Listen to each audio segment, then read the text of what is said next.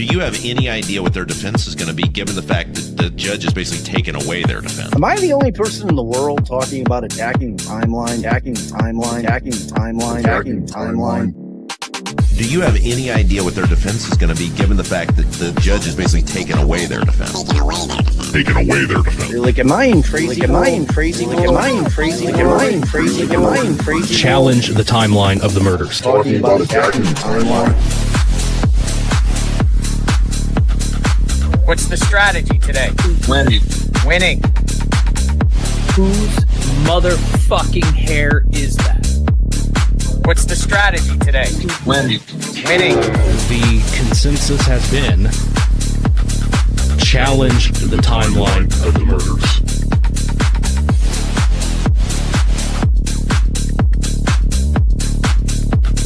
Challenge the timeline of the murders.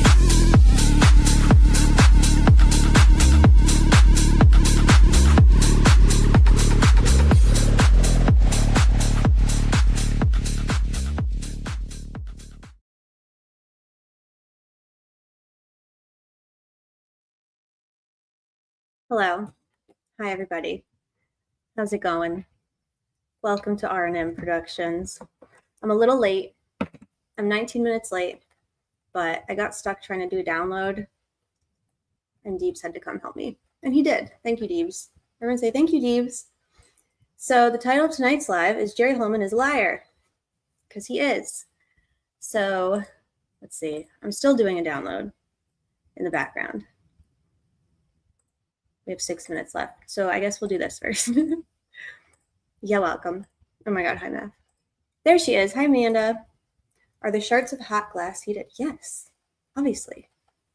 Obviously. Thomas Scott has been gone, disappeared, and hidden. You've been a shadowy background figure for weeks. I'm glad that we finally figured out what I did. I don't know what I did. I'm sure I did something. Hi, Chelsea. Hi, Ariel. Good to see you. I need help. Thomas Scott. Thomas is back. Can anyone see me? Yes, I can now. Hi, Hot Pocket. Hey, Donnie. I love Donnie. Court of public opinion. I don't see any tornado warning for New York, so if you don't drown, you should be okay. Well, that's good to know. I see you, Thomas. Live chat, check. I kind of want to wait. Oh, were you betting? Were you betting how long I was going to be? Damn. Oops. Thomas Scott says, I might get rowdy. You've come to the right place, Thomas Scott. That is why we're here. Hi, Bree. If it weren't for how late DB came to the rescue, Ange, we'd have won. So really it's DB's fault. I can live with that. Hi, Law Kong. Hi, Bunny. Hi, Lara. Hi, Free Ricky Bay. Hey, who was in Andy's thingy earlier? Andy did a thingy, and it was really good. R.I.P. being a believer today. It's an act of God. Hi, Kayla. Kayloka. Keith! Stopped in to give a quick like. My girlfriend wrote me into movie night with her annoying friends. I'll check in later in the stream. Keith, good luck. We believe in you. You're a gentleman and a hero. You're our crank hero this week. Gray space. Thank you, everyone. Thank you, Deebs. Okay, I'm actually going to wash hair. 6 minutes equals 26 minutes. Correct. Hi, Mar. Hi, Judgy. I appreciate you, DB. Dick Tears. Which one is Dick Tears? I don't know if I know what Dick Tears is.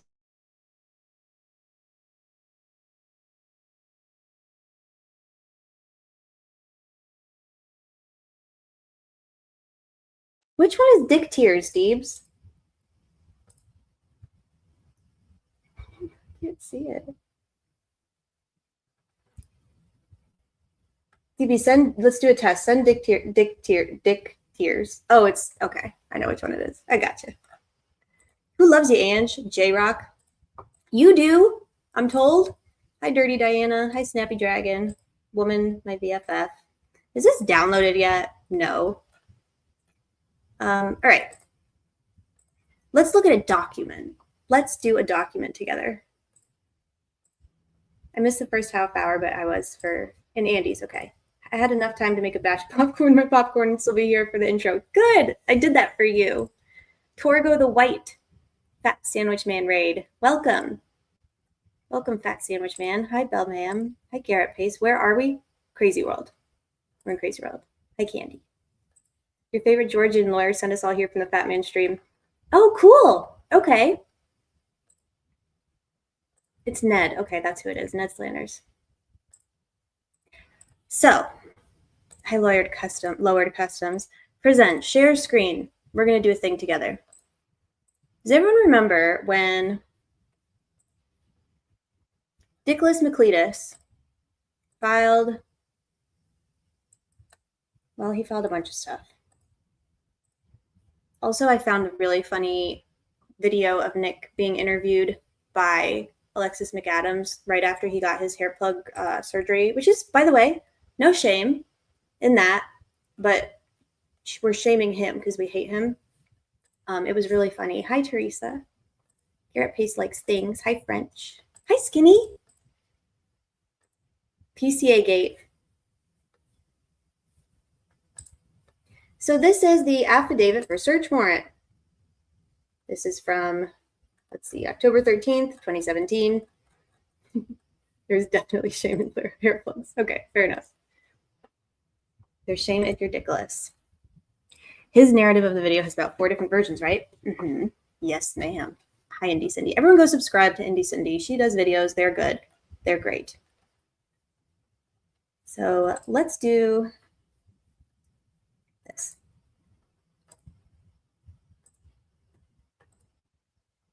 I tried to go dark mode. I can't figure it out. I'm really having a struggle. Dickless, never seen a clean. It's really good. Thomas Scott, everybody. Welcome back to the chat, Thomas Scott. Oh, something started playing.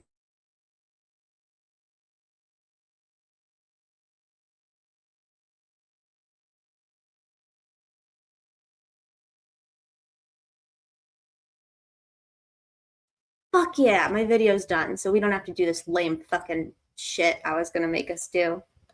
Not yet, at least. Skinny, you must be blocked. No way, I can see Skinny. Yes, can y'all see my chats? I'm using a new app on my phone. Cool. Okay, I'm gonna play this silly ass video. I found the craziest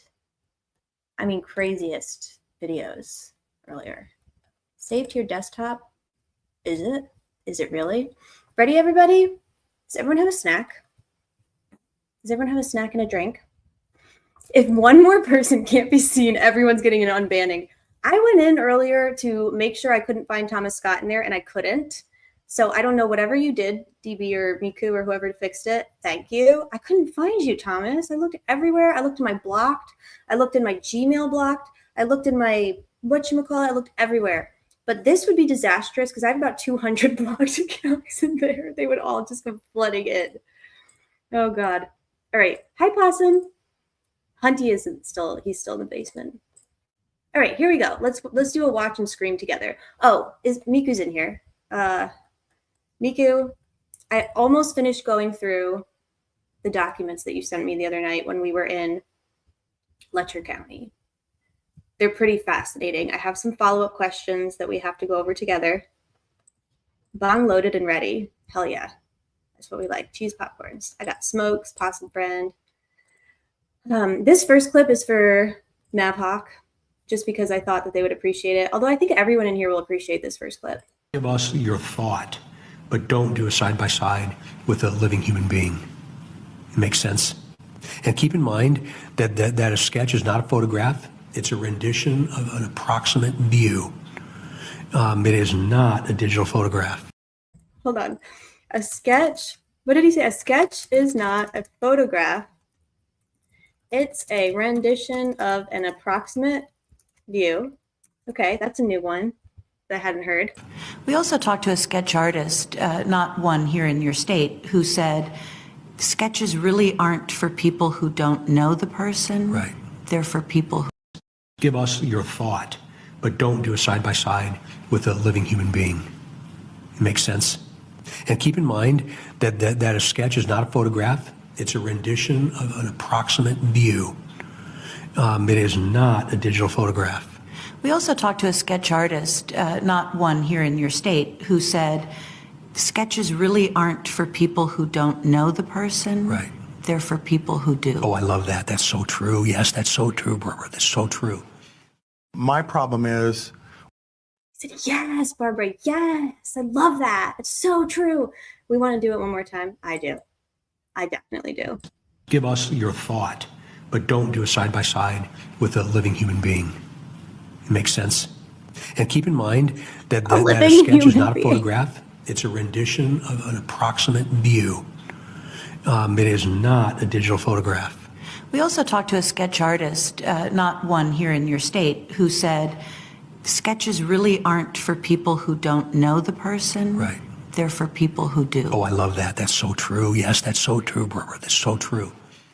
my problem is when you take somebody's picture and put it next to the drawing we had and say, this is the guy, and you have no idea who this person is, or even if you do, can you tie that person to Delphi? Here's Sergeant Kim Riley again. If you can't, why are you even trying to make something out of nothing? You want to be the big star of the show, so to speak? That's not what police work is all about. It all started Monday. The girls going. Did y'all hear how mad Mr. Riley was in that video to post Kim Riley? Chelsea, that's awesome. Hashtag depose Kim Riley. That was like deep from the trenches of his soul. I think he probably had a fight with his wife right before this happened. Why are you even trying? You're not a police officer. You're not a police officer. Amanda says, Doug Carter's the star. His shirt shrunk in the wash and made him sour. Y'all don't start. You people are so funny. Literally not even y'all were doing police work, sir. Okay, ready? Here he is again. He's about to scold you. He thinks y'all are trash. Listen to him. He's like, you motherfuckers. You motherfuckers can't do anything right. That's so true. My problem is when you take somebody's picture and put it next to the drawing we had and say, this is the guy, and you have no idea who this person is, or even if you do, can you tie that person to Delphi? Here's Sergeant Kim Riley again. If you can't, why are you even trying to make something out of nothing? You want to be the big star of the show, so to speak? That's not what police work is all about. It all started Monday. The That was hilarious. Why is he so mad? Oh, the DB is in the rafters doing things. I don't know what he's doing. He's doing jump scares for everybody. He's doing jump scares. I'm supposed to use. Why did you show him at all? Wrong road. Oh man. Hey JC, stop. What are we even doing here? Looking pretty. Thankfully my ears are bleeding at these men. I'm so sorry. There's more where that came from. This video is like, there's a bunch of clips. There's a bunch in here and they're all insane. Something out of nothing like they did with the BG video. DB lives in everybody's walls. Can y'all hear me? I'm not holding my mic. I'll grab it. I will grab it if it would be helpful. I'll Randy grab it. Randy grab it. Get it? How's Randy? Andy Kopsa is the journalist. We all chose the wrong suspects. I'm literally insulation. Have you presented your Blender simulation of the bridge? Have you, DB? I can hear you perfectly. Awesome. Let's continue. This is from February 20th, 2017. So this is literally, 2 days before they did that press conference with everybody on the stage when we did a hot mic. And we had like Carroll County ISP, the FBI, Greg Massa guy. Have mic? Okay. Urgent manhunt underway. This is, 1 week after the murders. Oh, shit. Well, we're going to get scolded again because I hit the wrong thing. Star of the show, so to speak? That's not what police work is all about. It all started Monday. The girls going for a hike dropped off by a relative at this trail in Delphi, Indiana. About an hour later, Liberty Snapchats this photo of Abby walking across a bridge. Then silence, neither appearing at 3 p.m. when they were to be picked up. Their bodies found the following day, less than a mile from the trail. Their families devastated by the shocking discovery. Our minds at this stage are stirred in the deepest sorrow one can imagine. Then Wednesday, investigators releasing those photos, saying the suspect appears to be a white male wearing blue jeans, a blue coat, and a hoodie, seen walking on the trail around the time the girls went missing. Tonight, saying he is suspected of having participated in the murders. He's going to have some history with this trail and with the surrounding area because it's not something that someone probably traveled. Found the following day, less than a mile from the trail. Their family. I fucked up. I hit the wrong button again. I'm gonna be so careful. But who the fuck is that guy? Who's that little guy? He looks like the Keebler elf. Who is he? Devastated by the shocking discovery. Our minds at this stage are stirred in the deepest sorrow one can imagine. Then Wednesday, investigators releasing those photos, saying the suspect appears to be a white male wearing blue jeans, a blue coat, and a hoodie, seen walking on the trail around the time the girls went missing. Tonight, saying he is suspected of having participated in the murders. He's going to have some history with this trail and with the surrounding area because it's not something that someone probably traveled from a distance away. They knew the trail was there. They just happened to be on it that day. Tom, investigators remaining tight-lipped tonight, not saying how the girls were killed. Their funerals were held today. So that was weird. Tight-lipped, dude. No gummy bears. Yeah, I don't have any gummy. I don't have any gummy bears. Not blue eyes. Squished up. Why you say blue jeans like that? Why was he reading from a prepared script? I have no idea. It's a public trail, right? Jeans, the devil's uniform. Just reporting. MP has to read what he can't imagine.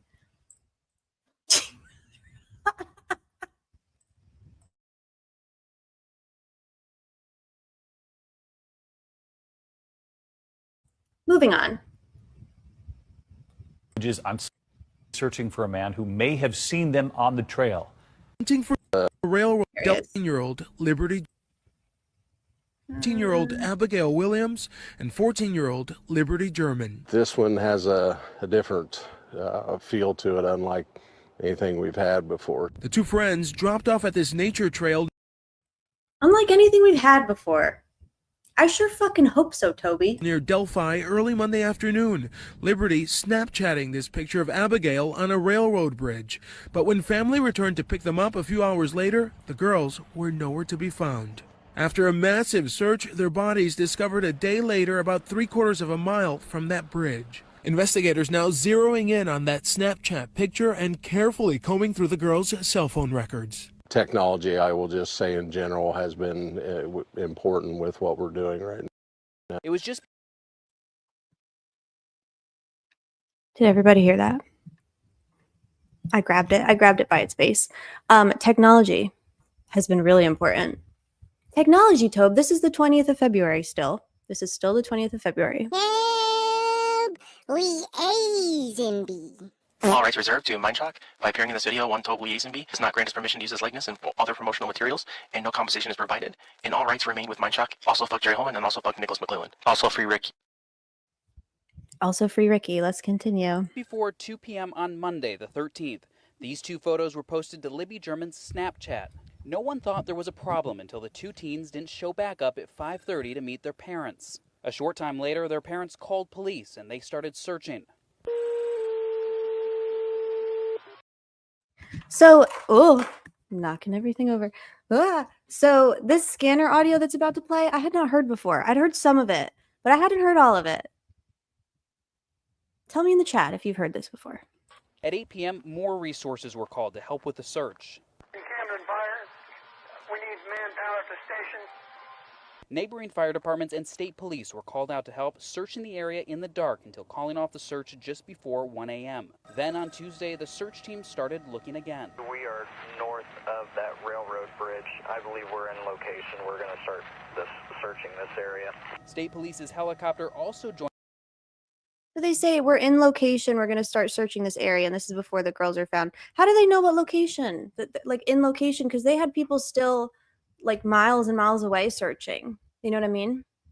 So he says we're in location. We're going to start searching. So maybe because the phone They knew where the phone was? I don't know. Hi, Lead with Love. I love you. I love you so much. You're the best. Judy. Hi, Judy. Judy has heard this many times. Gotcha. I thought that was a pan. No. I'm glad Teresa's not in. Well, Teresa can't drop a toe in here anyway. But I love Teresa. I wish she were in here, but no toes. I do remember it. I was following while they were missing. Hi, Edge by Chaos. Why didn't the Snapchat pic not have BG in it? Did you see the barracks? Did you wait, Georgie, wait. Hold on. Did you see the barracks, the barricade? Joining in. 21, copter 5. Then, all of a sudden, on the ground, someone noticed footprints. The general direction that they are walking in, or that the tracks are.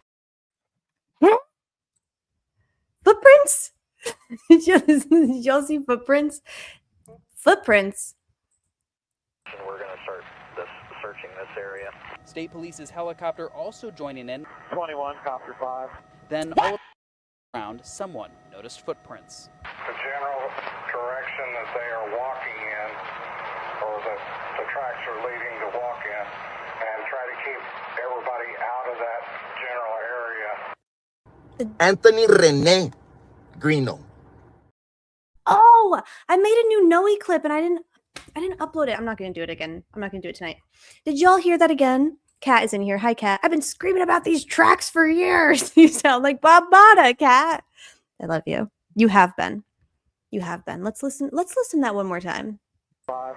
Then, all of a sudden, on the ground, someone noticed footprints. The general direction that they are walking in, or that the tracks are leading to walk in, and try to keep everybody out of that general area.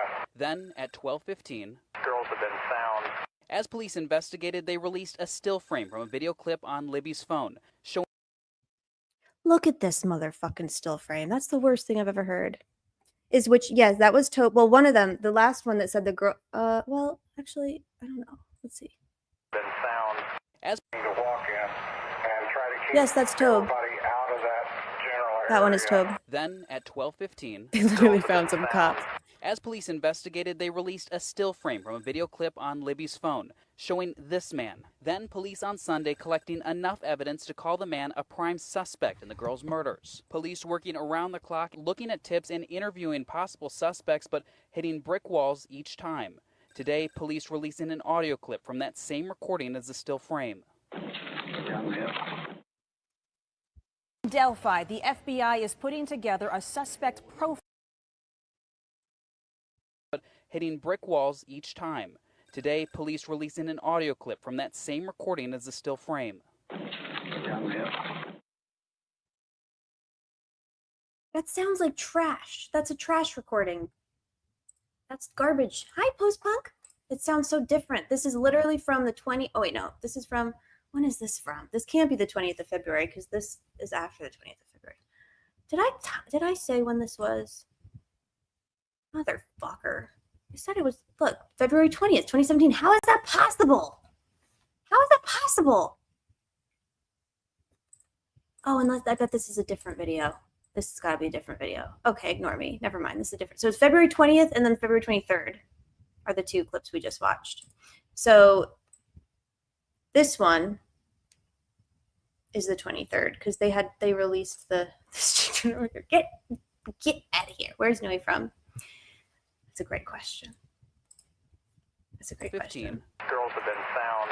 As police investigated, they released a still frame from a video clip on Libby's phone showing this man. Then police on Sunday collecting enough evidence to call the man a prime suspect in the girls' murders. Police working around the clock, looking at tips and interviews.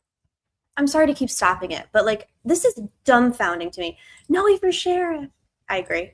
This is dumbfounding to me. So this is literally like the 23rd. Play the other audio right after this one. You got it, dude. Transparency. Rick Allen dot. What is it? Rick Allen Justice. Okay. Play it right after. Says. Oops. Says Ariel. I like when Ariel bosses me around, by the way. Especially when she does it in all caps. I'm like, say no more. You got it, dude. Where does he say down the hill?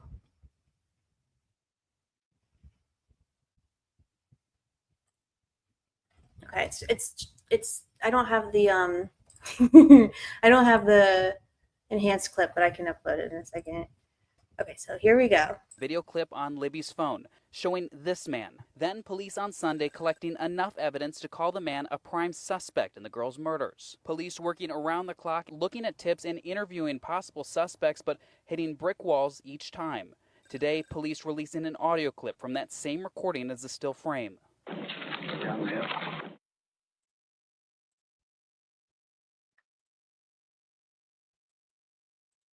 Gotta do that again. I fucked up. I'll do it again. Hold on.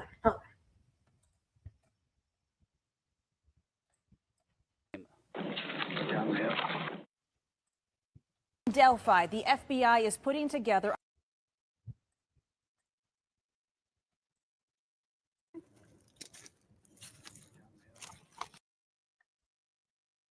I don't know if it sounds the same. We'll have to do it. We'll do it after this. Because, like, it sounds scarier. I don't know. Maybe it doesn't. Maybe it doesn't sound suspect profile to help Okay. Well, then they say another thing. They say, Sunday collecting enough evidence to call the man a prime suspect in the girl's. what had they collected between February 15th and February 23 that was enough evidence to call this man, this bridge man, who I still am not convinced is involved in the murders? What did they collect between that period of time that allowed them to call him a suspect that participated in the murders? Now, with everything we know, there ain't nothing in that video. Nothing. They were cool with how it sounded at the start. Then I think they were like, yeah, make it not sound like Ron Logan. Right. God. Can an audio technician put it on the same audio so you press play and they both play right after another? An audio technician. I think that I know a guy that can do this. I'm thinking of one. They had to clean up their cook sites before. Anyway, that just was frustrating to me, because what do you mean you collected enough evidence to call him a prime suspect? It's been a week. What have you collected? You didn't. There's nothing on the video. Oh shit. For the show, so to speak. That's not what police work is all about. It all started. God, he's angry, isn't he? Okay. Moving right along. The next one is from March 8th. Audio clip from that same recording as the still frame. Delphi, the FBI is putting together a suspect profile to help identify the March killer 10th. of those two girls you just saw. No idea Oh my who this God. person is. Or even if you do, I'm sorry. can you tie that person to Delphi? Here's Sergeant Kim Riley again. If you can't, why are you even trying?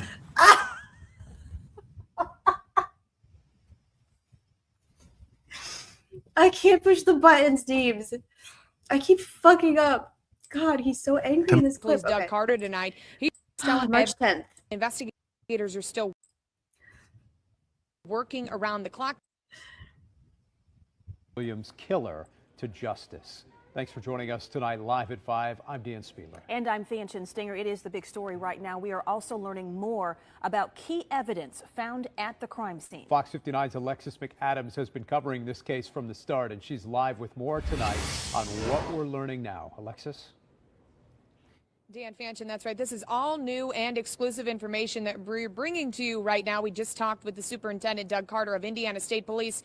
He tells us he's confident they're getting much closer to finding Abby and Libby's killer. And investigators are still working around the clock tonight. But we just learned from the superintendent that they have recovered a very important piece of evidence from the crime scene that is linked to the killer. That's the first time we're hearing any of the information about what was found. Is that just like an outright fib? This is March 10th, 2017. She said, Doug Carter just told us that they just found a key piece of evidence from the crime scene linked to the killer. Huh? So this is what I was thinking. If this is reported on March 10th, they collected it and signed it over to Mullen. Like, when did they really collect that fucking bullet? I thought that was the bullet originally. Me too. But then we're told, and wait till everything comes out in trial. Okay, well, at trial they told us that it was found the same day. He just said it was the killer from day one. Yeah, remember Michael Osbrook last night was wanting specifications. Did you tell him about Steve's videos? I did. Me and Sleuthy have been spamming him with Steve's videos since last night. So hopefully he watched one. Thank you, Dirty Dania. We love Steve. The fucking bullet that Mike found with this metal detector. Why lie about things like who dropped them off? It was the bullet. They did a press conference telling people not to bring them evidence, to call the law enforcement and go there and collect it. Nothing came out of trial, nothing. This is true. Did Fiend X go to the bridge today? Not today. He said that it was wet and he would drown. Cats can't swim. He must be talking about the DNA of his ISP officer, but it wasn't mentioned in the Ron Logan PCA. Yeah, it wasn't. Sure as fuck wasn't. So don't. When was that? March 17th. Don't you feel like if they had the bullet and they knew it was related, or they felt like it was related, it would have been in there? They didn't even want to check. They didn't even. Well, wait. Okay, so this clip originally came out March 8th, 2017. When did they do the Ron Logan firearms search? Wasn't that the 8th of March, too? Interesting.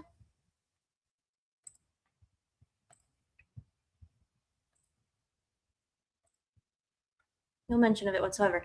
If Ron Logan's firearm probation search was on March 8th, and this clip was also March 8th, and if they're talking about the bullet in this clip,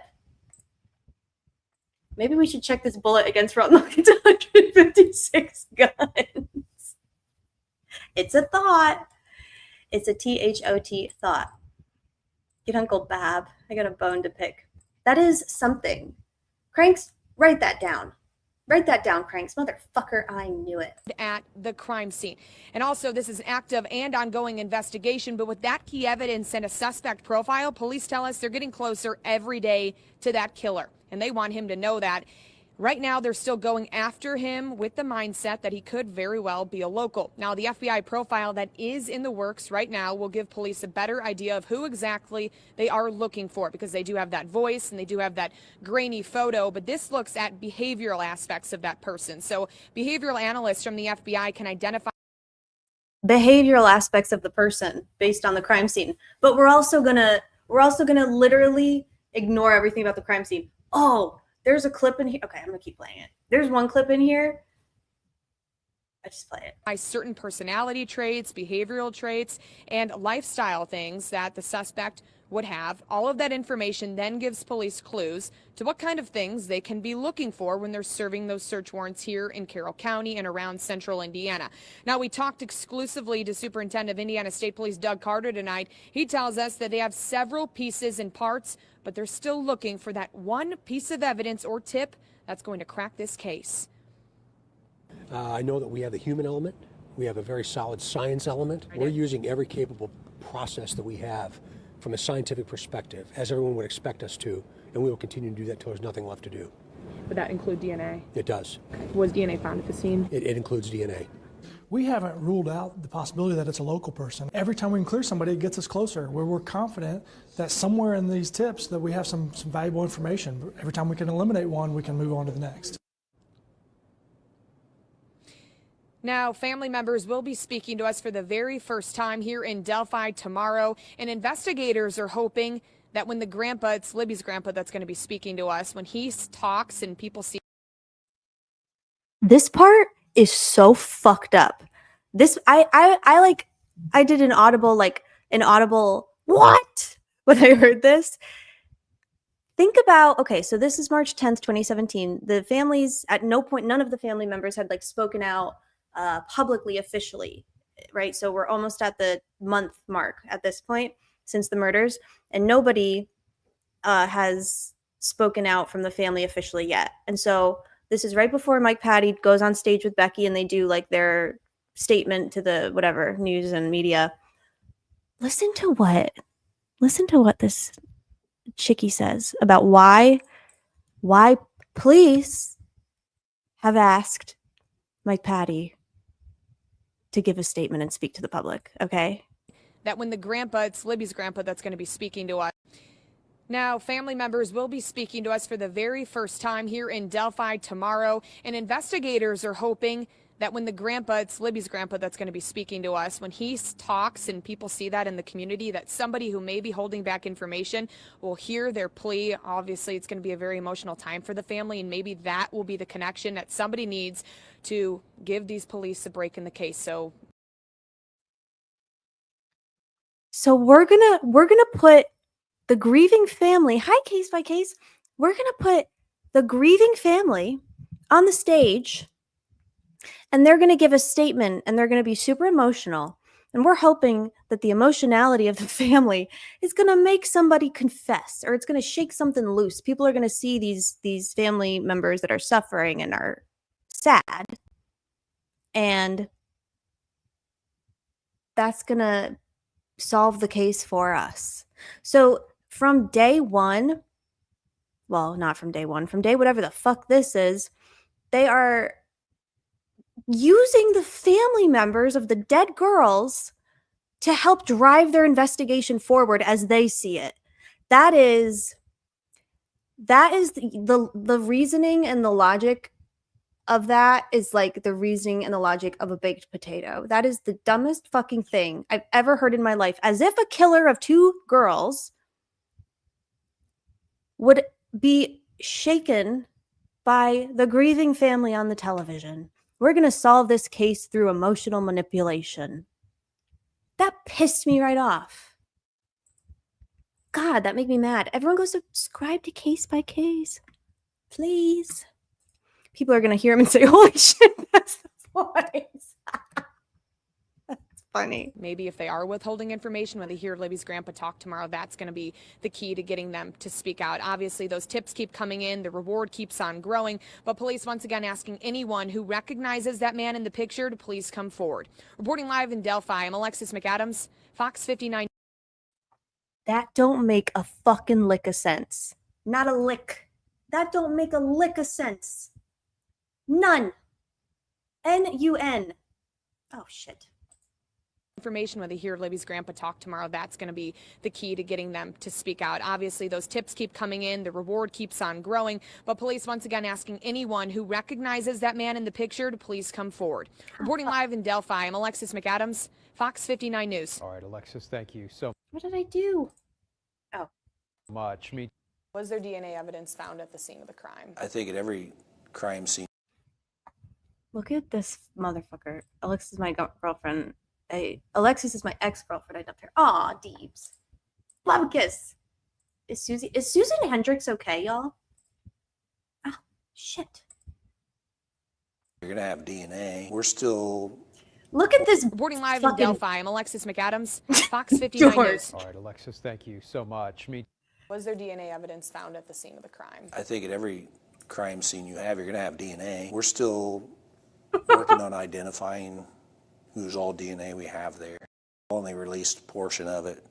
There's some others that we think could help us, but again. So here, Alexis has asked Sergeant Holeman at this time if he thinks that you'll find another nice Mormon girl in no time. Was at Holman's Jeep. So Alexis has asked him if there's DNA. He said, well, every crime scene has DNA. We're just working on what all DNA we got. That's August 2017. Don't worry, Jerry. You're going to figure it out real soon. You're really going to figure it out real soon. Also, she asks him about the video. TV stuff. No, that's a potato logic, right? She asked him about the video, and he's like, she asks, is there more audio and more video? This is the disappeared Holeman interview. If anyone has the full 20-something minute one, because on this, it's like, click here for the full 24-minute interview. And then you click on it, and it takes you to it. It's gone. They deleted it. So I don't have it. Okay. Alexis, thank you so much. Was there DNA evidence found at the scene of the crime? I think at every crime scene you have, you're going to have DNA. We're still working on identifying whose all DNA we have there. Only released a portion of it. There's some others that we think could help us, but again, protecting the integrity of the investigation is the key here. So we can't release everything we have because there's only certain people that know the details. This is a lying liar who lies. He also said, we don't know whose all DNA we have. That's hilarious. This lying liar lied and said that there is more audio and there is more video. And however, we can't release it because we don't want, the killer to.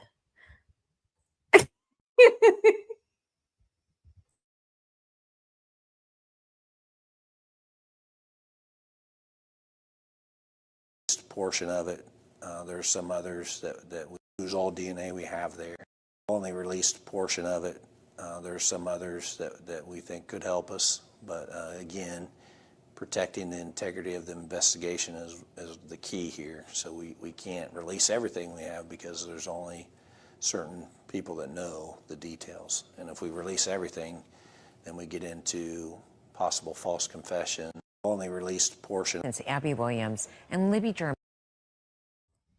I'm sorry, what? Release everything we have because there's only certain people that know the details. And if we release everything, then we get into possible false confession. Only released a portion. It's Abby Williams and Libby German went missing in broad daylight out on a hike, and then their bodies were found the next. So now we're in February 2019. 2 years have passed. 2 years have passed. The other thing is, I do notice his tie isn't sexually tight. The other thing is, I like this. Why do interviews if all you're going to do is fucking lie? This is called false foreshadowing, false confessions. Literally semantics. He's not lying. There is DNA, just not relevant DNA. A lion ham sandwich with a bag of bullshit chips. Keep it in your secret society. Oh, worried about a false confession? Sure. Jugheads. At what point do you think the investigation went sideways? Because I don't necessarily think it was day one. It could have easily been convinced, but I could easily be convinced if you think about it. I don't think they did great on day one. I don't think that they were. I agree with this statement in that at some point the priority shifted from doing everything and anything to solve the murders to doing everything and everything to reach a conclusion, to basically like cover their ass. Their investigation was so shit poor bad. You know how like you start doing things to like, I don't know. That's a good question. Let's come back to this, MB. This is good. This is a good question. Next day. And remember, our Susan Hendricks traveled to the town, talked with the family members and the investigators, and has been talking about what we've learned from the investigators with the additional new tips. First of all, look at those boots. Look at those boots, Susie. Well, I'm so glad. Yeah, the family members say they always want to keep bringing up this case so people don't think, oh, wait, what case is that? Or was that solved? They don't want it to leave our minds. And they say, if you haven't heard this voice, it's the man on the bridge. Libby took that grainy picture of him. She was obviously. I'm sorry, Libby took a what of him? A grainy picture of him? Is that his voice? Is it? Is it?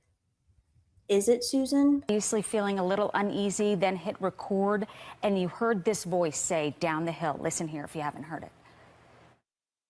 Down the hill, down the hill, down the hill. Now, that's all they are releasing. And the lead detective who I spoke to in Delphi said to me, look, we want to protect the integrity of the investigation. And also, we don't want the family members to hear. Down the hill, down the hill. Now, that's all they are releasing. And the lead detective who I spoke to in Delphi said to me, look, we want to protect the integrity of the investigation. And also, we don't want the family members to hear the rest of what is on that phone. And we don't think it's going to help with the investigation. Here he is. What? And is there more things on the cell phone that you're not releasing? Absolutely, yes. A lot. Absolutely, absolutely, yes. He's not lying. There is more on the cell phone that they're not releasing. But okay, bitch. But listen to how he says it. He goes, absolutely, absolutely. Like he's so excited. Like there's so much helpful info on the cell phone. No, the fuck there isn't. Not a lot, but we do have more evidence that we're not going to release. For the sake of protecting the family or for a possible suspect? I would say both. The obvious answer would be to protect the integrity of the investigation. But we're human. We also don't want to, and you can read into this however you want, but that was the last seconds of those girls' lives on that video. whether they were just walking and talking or whatever. If that was my loved ones, I would not want the last moments of their lives that we know to be publicized. Do you think What? Jerry Holeman is not a liar. Jerry Holeman is not a liar? Jerry Holeman is not a liar.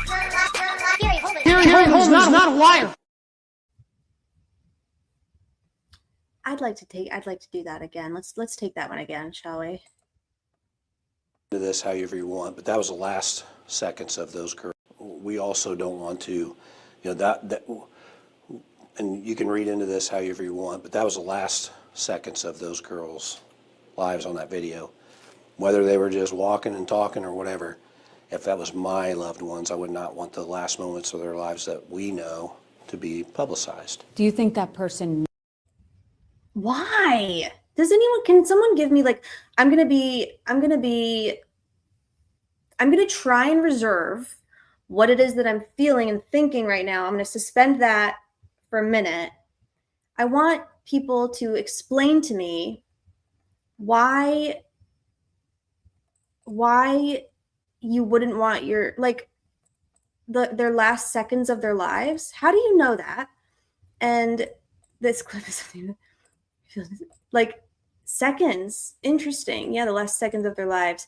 So, like, what does he mean? I want proof that Jerry Holeman has loved ones. Like, what do you mean? What do you mean by this, Jerome?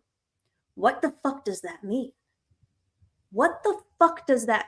Why? They literally, like, make everything so perverted and morbid. Everything in this case they have made way more perverted and morbid than need be, because it's sick enough as it is. You don't need to make it this fantastical mystery of just gratuitous, gory. Like, the less you say, the more people fill in the blanks. You're creating an information vacuum, and you're doing it on purpose, in my opinion, because you know that it's going to benefit you when you have to reverse engineer your shit later. Of those girls' lives on that video.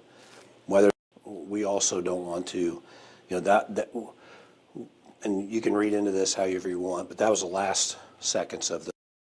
You can read into this however you want, i.e., aka, please read into this however you want. You should definitely read into this. Like, fuck off. Those girls' lives on that video, whether they were just walking and talking or whatever.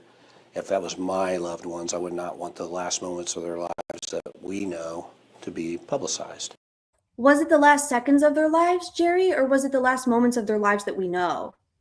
Like, you don't have to give interviews. That's the thing. That's what I wish that these motherfuckers understood, or at least I wish that they would actually think about. You don't have to say anything. You could just be fucking quiet. Imagine telling a journalist, you can read into this however you want. Do you think that person knew the phone was recording? I don't think so. That's just my opinion, but he does now, whoever it is. He does now. Stop using the media, you lazy piece of shit. Stop trying to use the media and the family and emotional manipulation and hijinks and bullshit fuckery nonsense. Stop trying to do a trickery to solve your case. Why don't you just, I don't know, Jerry, why don't you go out and interview a motherfucker?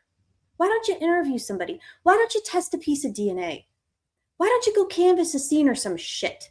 Like, he does now. Like, you fucking moron. This does now. All this time that is to be publicized. Do you think that person knew the phone was recording? I don't think so. That's just my opinion, but he does now. Whoever it is does now. All this time that has passed and the family doesn't know what happened. There's the sketch. And this is a website. So is this where the tips are coming in? That's what they said. Look, you can. There was a website? Can someone check if does this still exist? Abby and Libby. And I get accused of being irreverent and clowning on shit. Look at this website. Abby and Libby. Oops. abbyandlibby.org.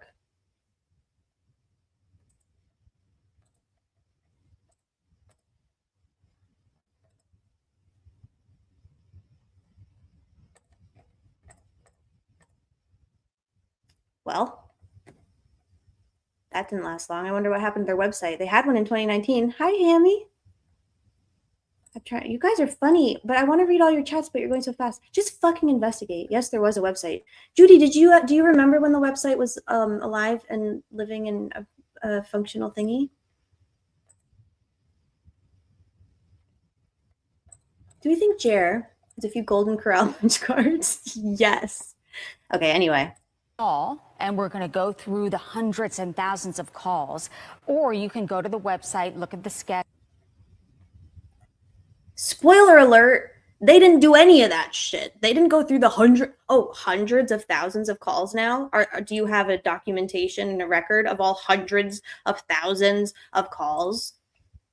Web archive. Oh, Deeps is amazing. Everyone put something, do something for Deeps. Do something for Deeps. The haircut. That's what you Catherine don't got. Oh gosh.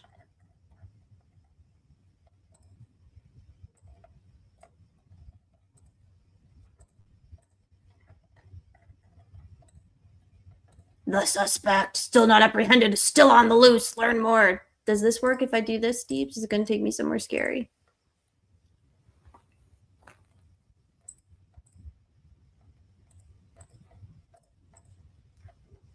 Delphi suspect overlay video? What? What? What? No wonder this site is gone. Deeps, did you watch this yet?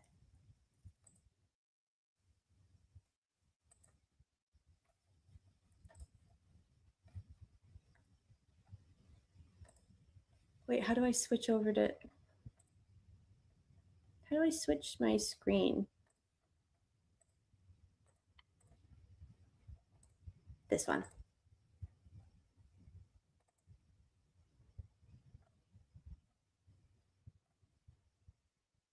What the fuck is this?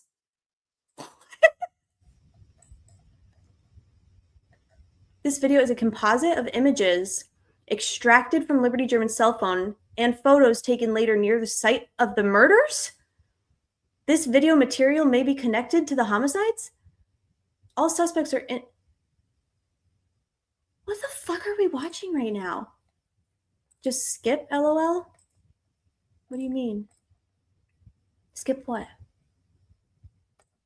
These were made by content creators. I believe the site was run by HLN.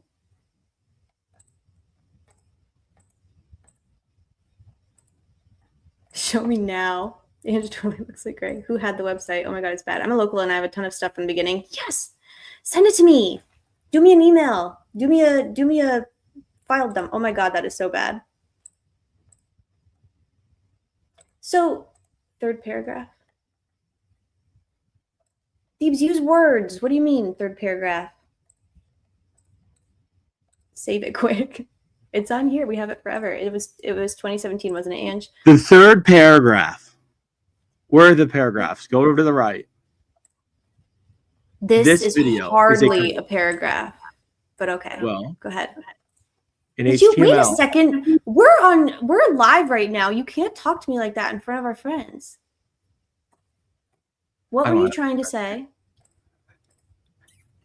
Go ahead. Finish your thought. Read it. Okay. Okay. All suspects are innocent until proven guilty in a court of law. Wow. Do you believe that? They really took the time to put that on the website. All suspects are innocent until proven guilty. Like, this is the thing. You had a video. You had a fucking video. You didn't need to do any of this shit. Also, instead of superimposing the frames of the bridge man on the fucking bridge with a gray... So basically, Gray Hughes is an investigator now? Ron Logan confessed. There was literally a real video. They didn't have to do all that. There was a real video existed. DB is the perfect child, Michael. He's my favorite one. Maybe he is the problem. He doesn't get to bid. He what? He doesn't. Michael's he's not one for bits. You know what I mean? No, I know. Yeah, he's not a bit guy. He's a middle child. Michael, are you seeing this, Michael? Michael, do you need me to go back and explain what we're doing here? Look at this. abbyandlibby.org. This is where the media was telling the public to send tips, and it would direct them to this website. This is just a public poisoning machine. That's what this is, by Deeps. Now I'm screaming at myself. This is literally just like a website to just poison the public. Here's the link, Michael, if you want to check it out and scream with me. This video, oops, where is it? This video was made by non-law enforcement. Yeah, pretty sure this is the video made from stills. Daily Mail said that's how the video was made. Why? Why did they do this? They literally had a video. They didn't have to make a fake video. Moving on. There was something else. Here are the recording. Oh, this should be good. I did it frozen. This should be really good. Well, it doesn't play, so that sucks. Guys. Oh, okay, let me read this. Is that you, Deeps?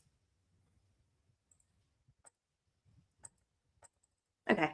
On Monday, February 13th at approximately 1 p.m. Oh, it's 1 p.m. now. The two young girls were let off near the Monon High. Who wrote this? Gray probably wrote this, huh? To walk around and magazine hang into out. the magazine well at the base of the grip until the magazine catch engages fully. Grasp the slide, pull it all the way back, and release it. This operation cocks the hammer and chambers a cartridge. The Desert Eagle is now ready to fire. Deebs, demonetized. 1 p.m. is in the FBI search warrant application. Someone said scroll to the bottom. On Wednesday, February 15th, what's this?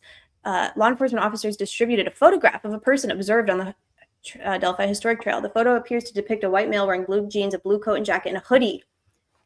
No hat. Interesting. During the course of the investigation, preliminary evidence has led investigators to believe the person in the distributed photograph is a suspect in the investigation of the homicides of Abby and Libby. Additionally, investigators have released a voice recording extracted from a video found on Libby's phone that may be connected to the homicides, the homicides. Okay. You can identify the source. 1 p.m. is in this FBI search warrant. He said Cox. So, oh, this doesn't exist anymore, huh? HLN's Ashley Banfield moderates an emotional discussion with family members of two young girls who were murdered in Delphi. This is the CrimeCon thingy-majig, right? I did a detour. We're going to go back to the video, but and these are the flyers they're disseminating. We have created a number of posters. Who's we? Oh.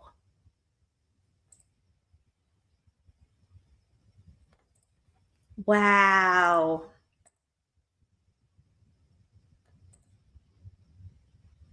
So these flyers are going out, and this is at least September 21st, 2018.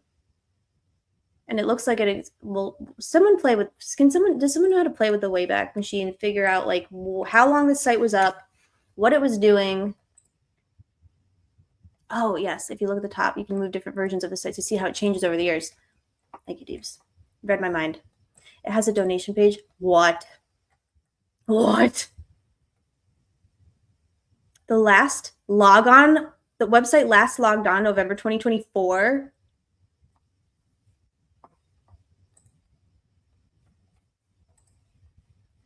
Hmm.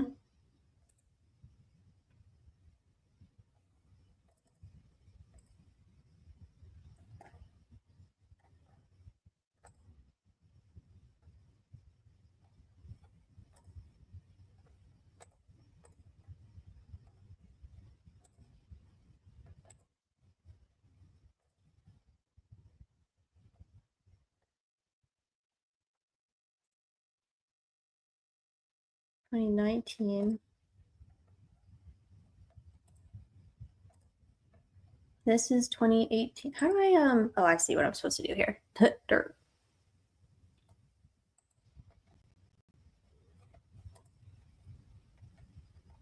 Becky said that the FBI said BG was short, question mark. Where?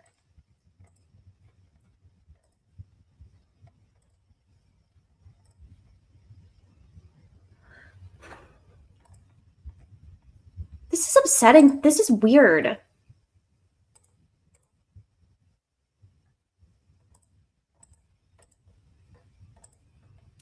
January 2020, FBI releases updated suspect drawing. Anyone with information is requested to contact the Delphi homicide tip line. All information will be taken and followed up on. Yeah. Yeah, it will. Sure. All callers may remain anonymous. Uh-huh. You may also contact your local FBI office or the nearest American embassy or consulate in case you're a world traveler. Would that website be found in the Wayback Machine? That's where we are, Evil Alaska. We are at the Wayback Machine. How do I... Here's a linky. Oh, thank you, Deeps. My bald head is the result of this case. Ask Angela, I had a full head of hair until Angela shot me. Oh my god, that's funny. God. Y'all, here's the site if you want it. Lord. Okay, let's keep watching. Listen to that voice over and over to see if you do know anything. And also, Libby's grandfather, Mike, is raising money in the girl's honor.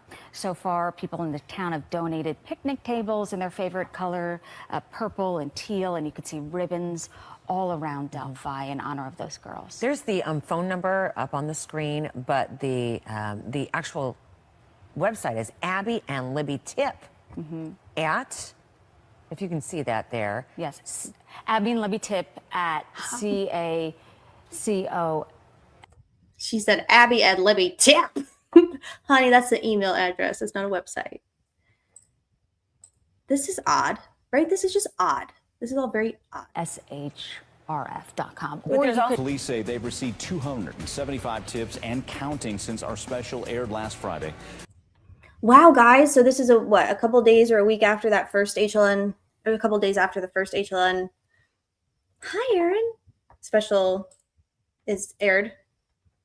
A couple of days later, they're like, police got a ton of tips as a result of our reporting.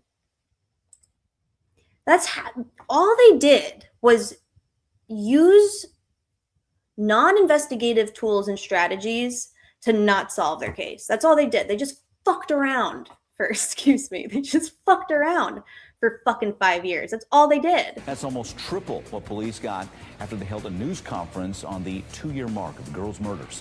For that, police were only averaging about 10 tips a day, and that's why investigators say it's so important. 10 tips a day. That's all we were getting. You know how many of those 10 tips a day they actually investigated? Why you want all these tips? If we get enough tips, the case will solve itself, right? Exactly. That is exactly what they were trying to do. They thought that we're just going to open up the tip line and hopefully we'll get flooded with tips and the right one will just pop out at us. Maybe even the bridge man himself will tip himself in. Wouldn't you know? Doug lights up when he sees a tip. Oh my God. We were only getting 10 tips a day originally, following up on 0. And now, since the HLN report, we've gotten over 250. For us to keep talking about this case, hoping that someone who knows something will reach out. Again, our own Susan Hendricks traveled to Delphi, and you're staying on this story. You spoke to investigators. Look how Susie's standing. Hold on. This is a power stance. How do I rewind? Shit. Hold on. Look at Susie's power stance. That's almost true. We'll reach. It's such a small community. We know.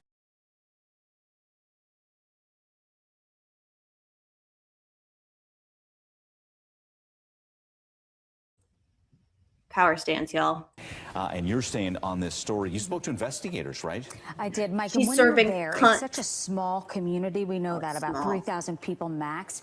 You really feel the presence of Abby and Libby. You walk down the street, you see teal and purple ribbons, their favorite colors. Also, most everyone in the town has orange light bulbs on their porch, and they say those. So this is not a popular take, but I'm in a mood.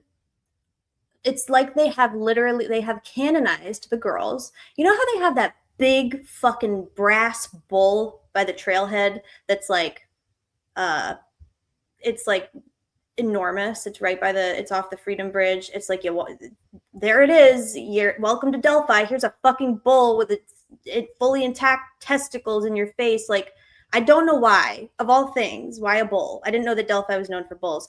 It's a bison. Thank you. A big bison. So like, you got a bison. And it's almost like, I almost feel like they should just erect 2 brass fucking statues of the girls, because they already have a shrine to them everywhere you go in Delphi. It's like, why are they doing this? This is very, very fucking weird. But bulls are buffaloes and bisons are bulls. I thought they had slaughterhouses and meat house. Methods. Right. I like intact testicles. Buffalo. Tatanka. When the FBI was going through these tentacles, Jerry Holeman was like, oh, that's too hard. Right. Okay, let's keep watching. It's just gross. Like, they're like, I don't feel like, it doesn't make me feel good. It makes me feel very uncomfortable. Like, you can just feel the girls everywhere. Yeah, you fucking can. It's very, very, very odd and weird and concerning and creepy. Those lights are going to stay there until justice is found. So many law enforcement agencies working on this. You got the sergeant, sheriff, detectives, now the FBI. You got the sergeant, sheriff. Kim Riley, who I spoke to earlier, is a dad. He's a grandfather, and he says he hasn't been the same since those 2 young.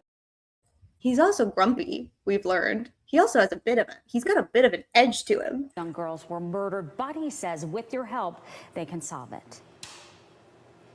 I want them to give us information on the person or persons that they believe might be involved in this case. We want as much information as possible on these people that you're giving us information on.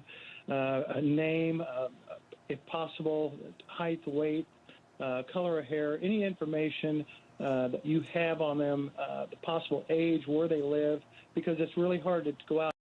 He's like, basically, can you just give us the suspect? We need his age, weight, hair color, eye color, basic body type. We also need to know why you think he's involved. We also want to know his exact involvement. We also want to know the best number to reach him at. We also want you to bring him in for us if you could, please. Can you write a PCA while you're at it? But if you don't know anything, just don't bother. Why are you even trying? After somebody if all you've got is a picture and that's all you have. We will catch this person or persons that we're looking for. No, you won't. You're asking the public to. I was hoping it'd be done within weeks. Here we are, starting our 3rd year. I still believe we will catch this person or person, and I believe we can put an end to this someday. And they also have flowers. Listen to the language. Listen to the language of these investigators at this point. By whatever year 2 this is. Put an end to this. We can put an end to this. An end to what? Solve it. It's not put an end to what? What does that mean? We can put an end to this? They have no interview videos at the time of that video, apparently. We can put an end to this. You can't put an end to something if you ain't got the end. Mike at the bridge, a memorial and signs saying we won't give up until we find justice. And the FBI, as I said, they're involved in this. They meet weekly. So we say cold case, but they made it clear to me that they are working constantly around the clock to solve this. And you feel this is so, I know I'm like doing a ridiculous goof over, but this makes me so angry because we know now explicitly just how much they didn't fucking do. It is a joke. Susan Hendricks probably has done more actual investigation into this case than a single member of law enforcement that is on the task force. They literally should have just given up. 100%. They should have just given up because this is like, stop calling them investigators. They did an investigation. They did a read technique on the public. Like it's doing 8 hours a day detective stuff. When people gave information, they didn't follow up. This is true. There are thousands of tips in that database. Thousands. not exaggerating, that have never even been considered. The only time they were probably fucking touched is when, after Rick Allen was arrested, and they were like, oh shit, we're gonna have to turn over all our discovery, and we didn't finish our notes, we didn't finish our homework, and they went back and they just like did a fake retroactive clear close. Like, it's bad. They're doing a Darvo unto us. Yeah, Carolyn, they are. They sure are. It's too bad that unless you consider AG a saint who can do no wrong, you're blocked and banned from certain chats by people who claim to be so open-minded and critical thinkers. Just saying. Okay, I don't know what that means, but I'm sorry that happened to you. Is this the Attorney General blocked you? AG. Ashley Garth. Who's AG? Something's not right with Delphi. LOL. They all have a guilty conscience. They have always known who did this to Abby and Libby. Free Rick Allen. Cappy Shank, Cappy Shank, Cappy Shank. All cops are bad in Carroll County. Correct. Holeman is allergic to hard work. So many people have said they called in a tip and they never heard anything back. Yeah, in the clip I played at the beginning, I think they're like, don't give us double tips, guys. If you don't hear from us, don't worry about it. If we need more info, we'll call you. They worked hard at railroading Rick. Mullen tried the first day saying, we'll let the public decide if there's danger. He literally did. He said, our people are very smart and they're very strong. And I'm going to let the public make that determination as to whether or not they're safe. Please don't. Please don't let the public decide if they're safe or not. You're literally the police. You are the police. You are the Delphi chief of police, Mr. Mullen. And now you are again. Just like when you got that work training, you just press next as fast as possible. Right. Right. All your HIPAA stuff or your like online CPR training, you're like, got it. Hey, we can see you, Kay. I mean, if they weren't 100% sure the tips led to the right guy, why follow up? Right. Why bother? Why even, what are you even doing here? Did they get the number of donuts consumed mixed up with the number of tips? The Attorney General is not a good person. Place a $20 on a bun and you'll never believe you did. Jelly Donut's not a liar. Greeno. They weren't investigating because they were spending all their time trying to figure out how to cover it up. And I do think this is true, and it sounds like cranky and conspiratorial, but I do think at some point that their like focus went from just solving the murders of Abby and Libby to solving our problem, which is the investigation into the murders of Abby and Libby. Like, they had a mess. And it's like, I don't know. Honestly, they should have just given up. Does Greeno chew tobacco? Retrograde, extrapolated investigation. That's not how I said LOL. I feel attacked. How did I say it? Okay. LOL. I think that is how you said it. We'll have to roll the tape back. I don't know either. They are masterminds with cover up, or they are Keystone cops. I think law enforcement not happy all the perps are in jail. I think they can decide for themselves. Keep in mind that Holeman was working 15 hours a day, 9 days a week on the Abby and Libby.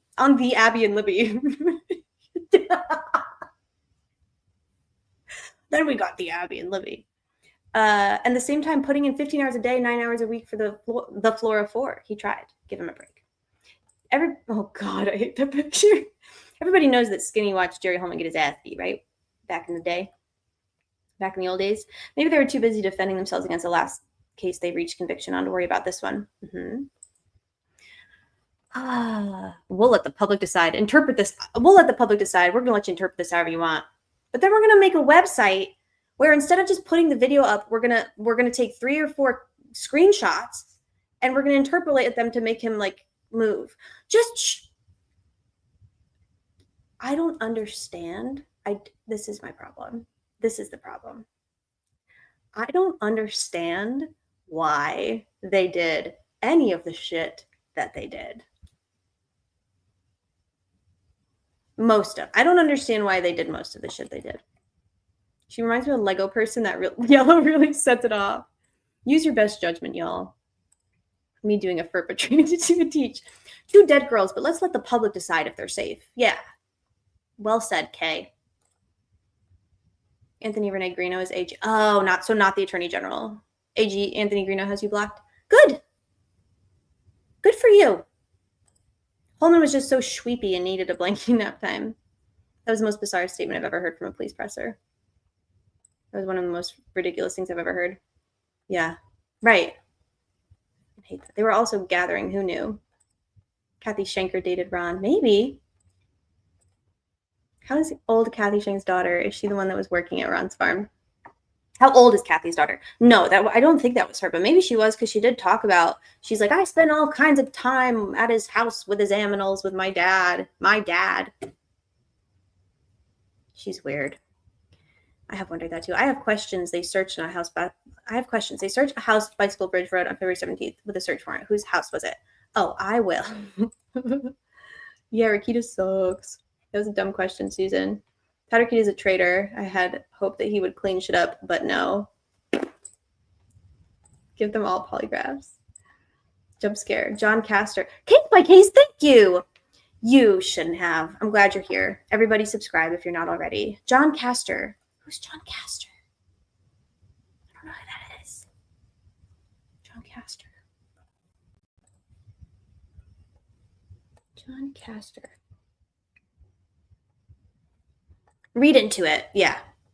You should look into it. You can read into it however you want. Make me do a dance. Thank you. Jerry Holeman made an arrest based on anger and ego, and he couldn't walk it back. I agree with this. I do agree with this.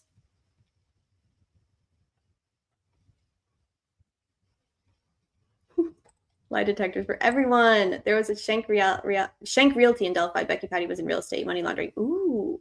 Well, Becky Patty and Schenk are good friends. So we know that. Mosta. Hired, not tried. After 30 working days. I'd never say he tried. Oh, he got tired, not he tried. You're right. That's a good point, Skinny. I'm sorry. I'm going to have to catch up tomorrow. This is a lot. This is a lot. And we're not even done with the video yet because I keep ranting. Why is she dressed like a rubber? DB has a theory that Judge Jessica gave her CTE, so she's, but not, I don't know. Aminals. That was Jim Maxwell's house. YouTube.com. Thank you. Go subscribe to Angela. That is a buffalo. Haha. I just ranted for 10 minutes about the bull. They're jealous. Oh, he never. Right. Research. Delia West. Okay, I'm going to keep going. I texted you the last screen grab of the website. Thank you, love. Ow. I'm knocking all my shit over.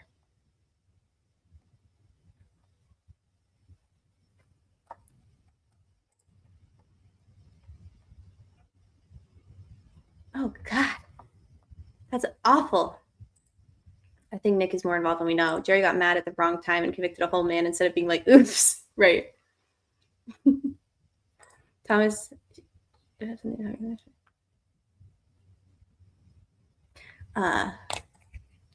We witnessed his villain arc begin. So they got a search warrant, but what led them to him, I have no idea. Oh, to Maxwell. I think that Courtney, the Yellow Jacket has talked to one of the Maxwell boys. I'm pretty sure she did. Kay, what the fuck? Thank you, Kay. Everyone say thank you, Kay. Kay has been a loyal cranky cranker with me about Ron Logan. In the old days, it used to just be me and Kay in the chats. Boom. I think we had a bad dream, y'all. Alert. Bad dream alert. Thank you, Kay. It used to just be me and Kay in the chats, just fighting for our fucking lives. Thank you, Kay. Love you. A Walmart buying a murder kit. I got blocked by Lauren for asking her to prove her Jolly-O worked anywhere. Jolly-O husband. This has 230 live viewers, but your important work during the Lo-Fi Live is suppressed by YouTube. Can anyone? Boone is here. He's acting like he needs something. I don't think he's going to want to go outside because it's like torrentially raining. Hi! What's the matter? I want to keep playing this, but I don't because I don't want to miss it. So what should I do instead? Let me think for a second. I've seen part of the search warrant. They don't really give much info. Did we get all the Rams? We have some good Rams yet. Go away. Okay. Are you going to, Deebs, are you going to come up and rip or no? Yes or no? Yes or no? Yes or no? Jerry and 3 of his pals attacked my buddy and I. It turns out none of them were any good doing a fight. Show us Boone. Come here. I can't see you, DV. I'll show you when we come back in. Okay, well, I don't know if DB's going to come up or not, but I'm going to put a BRB and then I'm going to BRB. And y'all can chat among yourselves. And should I take Susan down? I don't want her to clap me. I don't want to get clapped by Susie. I've already gotten blacked. Deebs, where'd my cool background go? I blame DB for everything. But I do want, where is it? Oh, we're doing a water. We're doing a water, y'all. It's about Abby and Libby, their families, and this community, this nation, and even our planet. What? Our planet? Why is he roping in the planet?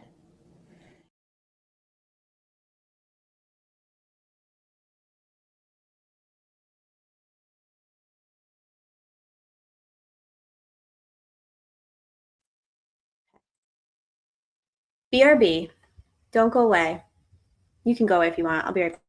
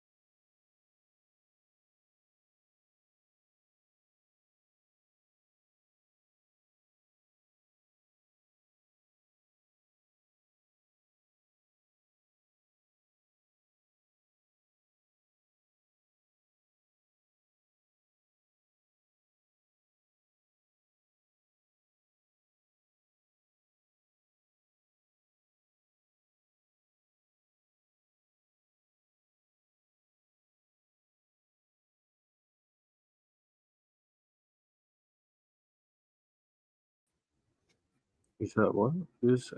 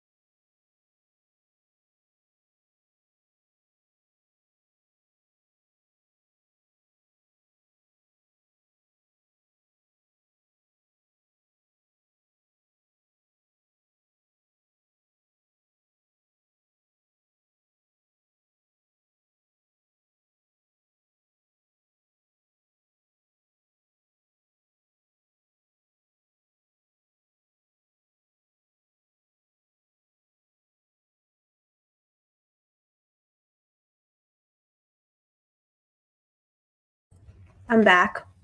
I'm back with a snack. Okay. Well, we had moderate success, but it is still raining, so it was fast. It was a fast trip. Should I keep playing this upsetting thing that I've been playing? I don't think anyone's going to be wondering who the bitch is. I'll make you a cat button. I went to a fiber fest. Wait. I went to a fiber festival yesterday and got fancy new yarn. That's exciting. Okay. Let's keep watching. Yeah. I know that it happened 2 years ago, but it almost feels like it happened yesterday. It sure seems it. In terms of how hard they're working on this, and they say they'll do everything they can until they do solve it. Take a look.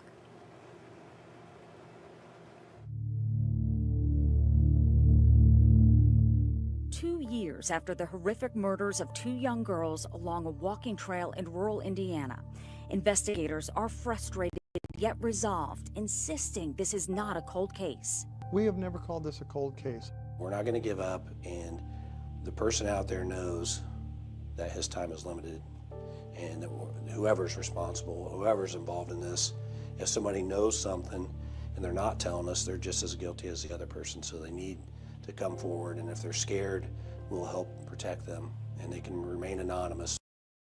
Did y'all just fucking hear that? Did y'all just fucking hear that? Fuck. Did you hear what he just said? Did everyone hear what this motherfucker just said? I'm going to rewind it again. I want everyone to tell me what he just said here.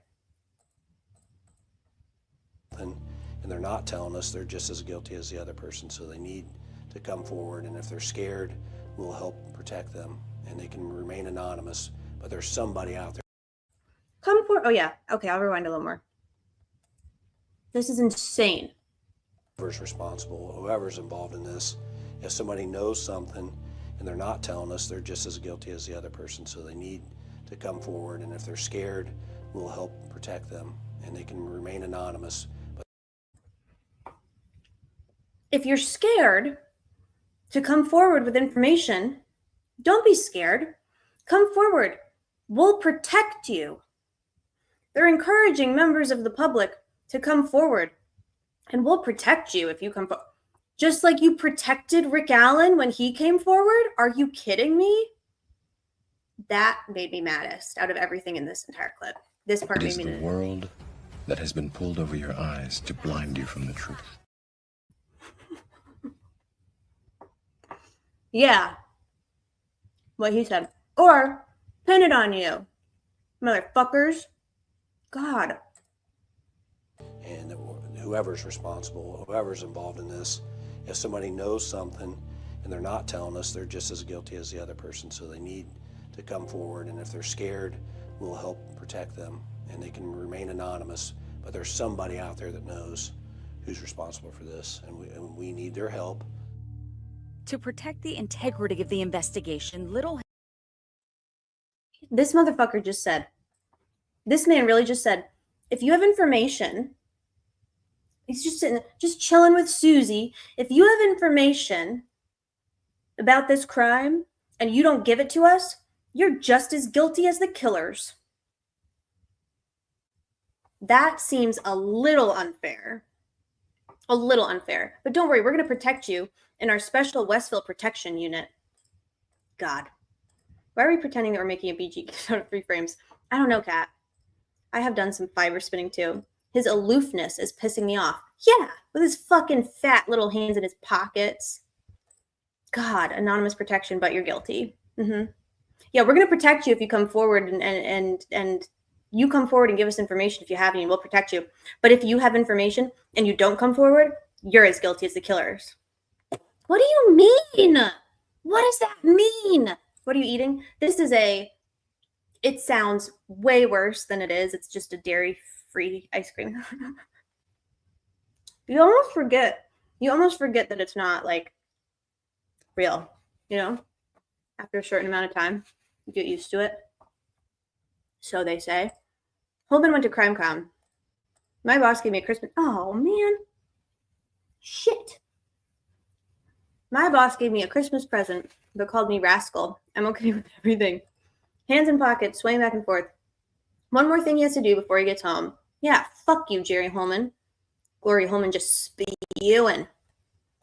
A witness can remain anonymous? That worked really well for Rick. Holstein farmers and hater. Lactose-free or dairy-free? Oh. I don't think I know the difference. Actually, what is the difference, Miku? Dairy-free ice cream tastes good. It just doesn't have the same texture. Yeah, it's kind of like, it's like grain. It's like more icy than like creamy. It's like icy and grainy and not as good at all. Actually, the more I'm talking about it, the less enticing it seems. Holstein farmers hate me. You and your other lying friend are behind it, Jerry. Uncle Farmer. It's a joyless ice cream stick. Pretty much. I found a mouse and I'm feeding him Kashi cereal. Aw, Fiend. Fiend, that's quite tender and sweet. It's a very tender, sweet thing to do. I want to give you a hug. do it again, Deeves. I want to give you a hug. Thank you, TV. Okay, anyway, let's keep watching and screaming. Has been released about exactly what happened to 13-year-old Abby Williams and 14-year-old Libby German on February 13th, 2017. Police say they believe this man followed them. Family members tell me they believe Libby was concerned enough to grab her phone and start recording video. Do you think she did that on purpose? Was she of that kind of thought process of that? So we've all seen this video now. Should we watch it together? Or we've all seen it?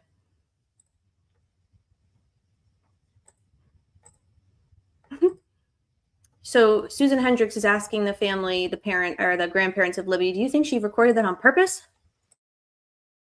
Do you think she did that on purpose? Was she of that kind of thought process of that kind of advance for her age? Yes, absolutely. I think she saw this person coming towards them and just sensed that something wasn't right, you know, and did the recording of it. And probably was going to record it and come home and show us and say, look, there's a weird guy, you know, blah, blah, blah. Obviously, she didn't get to come home. So I actually do agree with this, if I can say that without getting clapped.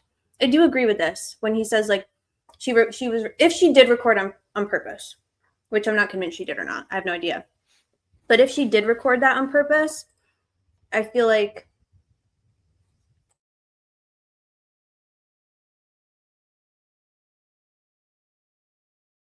I could see her like recording it in order to like bring it like show late, show them later. I know. I'm sorry. I'll shut up.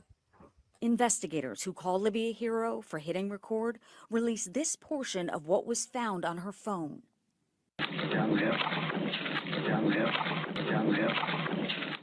When you first heard the recording, because I've heard it over and over, and it's chilling for me.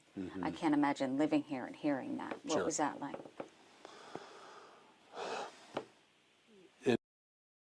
I don't know how to get it back. Hold on. Grace P says, "Why would you record on Snapchat to show someone later?" So she recorded the video of Bridge Guy versus the photo of Abby. Like the video of Bridge Guy was in her Photos app, like on her camera, on her phone. I'm pretty actually maybe I have that backwards. One of them was on the I don't know actually. I guess the investigator part of me started to kick in, and I'm thinking, like several other people, I know that voice. Who is that? Who is that? And I'm still doing that, thinking, who? Did y'all just hear that weird fucking creepy thing that this weird creepy man just said? What a weird thing to say, Tobe. The investigator part of me started to kick in, and I'm thinking, like several other people, I know that voice. Who is that? Who is that?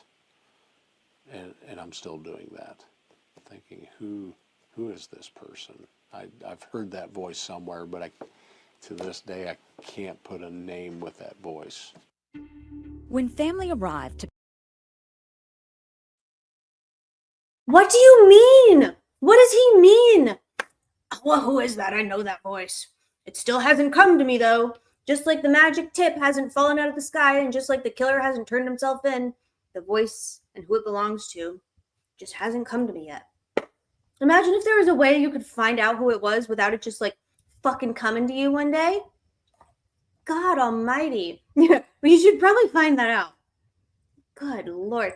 Why does he look like that on his face while he says this? Let me see again. Oh God.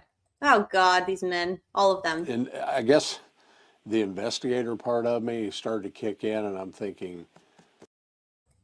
Is Tobe Lesenby an investigator, DB? Hey, Deebs? Hey, Deedle Beans? Deedle Bean Sauce? Is Tobe Lesenby an investigator, or is he a sheriff? And is there a difference? Body language people would have a field day with Tobias, as opposed to the serial killer voice. He has the investigator voice in me versus the serial killer voice in me. You knew whose voice it was. Play Tobe's voice over the scanner and then play BG. It's you, Tobe. What do any of these motherfuckers mean? I don't know. It's the voice in his head. Law investigator, please, asshole. He was interviewed and no one said that's the guy. It's on the tip of his tongue. It's going to come to him. It's you, Tobe. Where are your handcuffs? Didn't he get asked? Didn't he like, isn't there something to that? Isn't there something with that? Isn't there something there, Michelle? Say more, Michelle. His mother said, look at this beautiful baby boy. I shall name him Tobe. Yeah, like who names a baby Tobias? Like imagine you have a baby, you're like, oh my God, look at this baby. This newborn baby, this living, breathing human, as Doug Carter calls it. I'm gonna name it Tobias. I have to go change Tobias' diaper. That's not normal. Did Breedlove find the cuffs? Experience still would have been sticking by seeing that. We know the difference between a sheriff and grandfathered in. Oh my God. It was the guy who walked up to him and spoke to him at CVS and asked if he needed any help while he was the highest law enforcement officer in the entire county. God.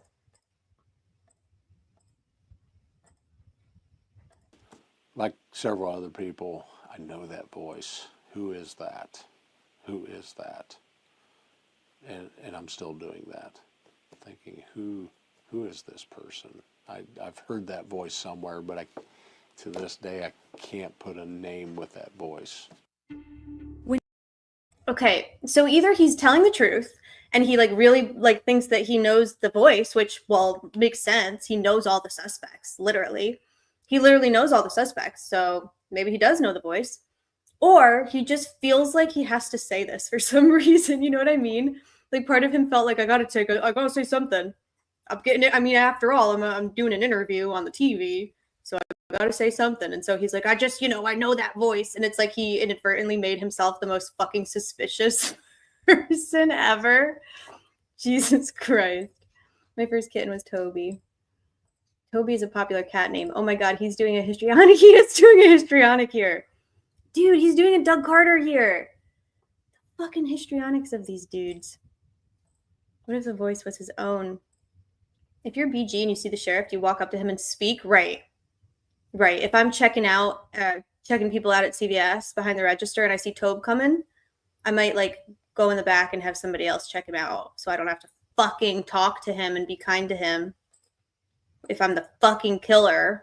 Like, get fucking wrecked. This is the dumbest case ever to exist ever. It's so stupid. Is this pre-Nick? I feel like Nick gives him stupid ideas to say. Tobias is a fine name. Good Lord. When family arrived to pick the girls up at 3:30 in the afternoon later that day, they were gone. Their bodies found the next day, Valentine's Day, a half-mile from where they were last seen. Investigators revealed to HLN that there is more audio and video on that phone, but they don't plan on releasing it. There is more audio and video on that phone, but they don't plan on releasing it. Ever. Do people realize this? I know there's a lot of hot takes out there about the Bridge Guy video and how it got disseminated. Love that for everybody. How about this? The video's out, and these motherfuckers never thought that that video was getting out, ever. If they had it their way, the video would never get out. Ever. Ever.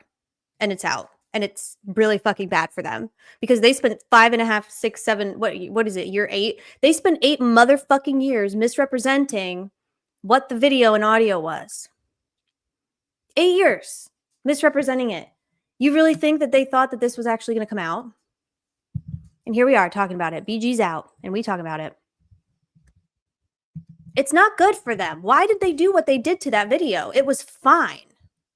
It was fucking fine. Where's page 8? Says Bubba. Fiend is having a spiral.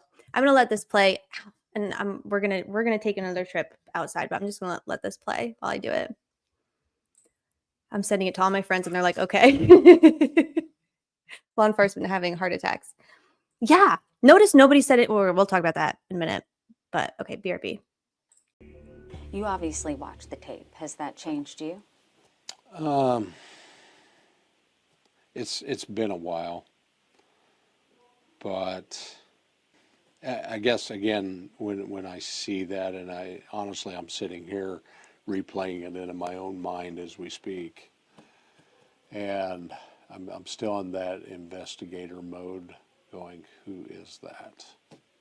Who is that person? And so there's still that.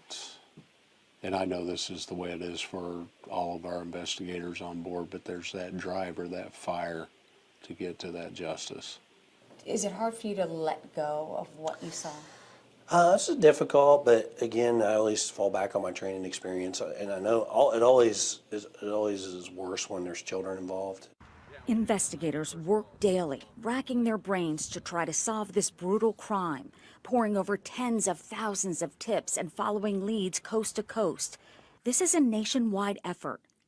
Carroll County Sheriff Tobe Lesenby wears a daily reminder of the girls on his wrist.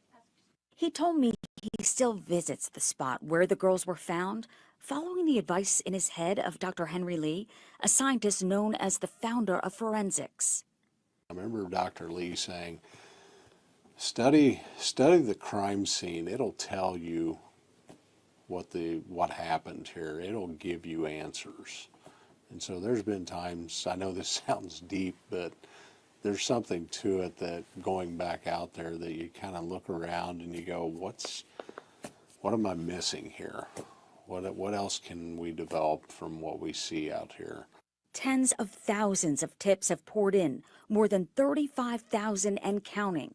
1,100 people have been looked at in connection with this case. Their names now in 3 piles. People who probably didn't do it, people who likely didn't do it, and now police telling HLN at least 24 names remain in the smallest pile of people they are still watching. Everyone remains a possible person of interest. We feel that that is at least one of the suspects or suspects involved in this case, and that's why that information was given out. We want people to try to listen to that, to see if it's a voice that they've heard. Police say this man is their main suspect. For now, he's referred to as Bridge Guy, or BG. The man they believe followed these young girls along the trails and attacked when they got to the other side. Was he alone? They don't know. Some people think he has to be a local because that bridge can be difficult to find if you're not familiar with the area. Do you feel in your gut that he's in this community? You know, I'd probably lose more sleep over that. You know, one of the biggest questions is, was it random? Was it targeted? Have you interviewed him yet? Is he among us? Is he just a passerby? And I can't answer that question. I wish I could. If I knew, it would make our jobs a lot easier, but we just don't know. Like I said earlier, there's no quit. We're here for the long haul. And so are the residents there in Delphi. Libby's grandmother said to me that she will not rest until this person is found. And every day she goes on Facebook and says, today is the day. And her grandfather Mike said, and one day she'll finally be right.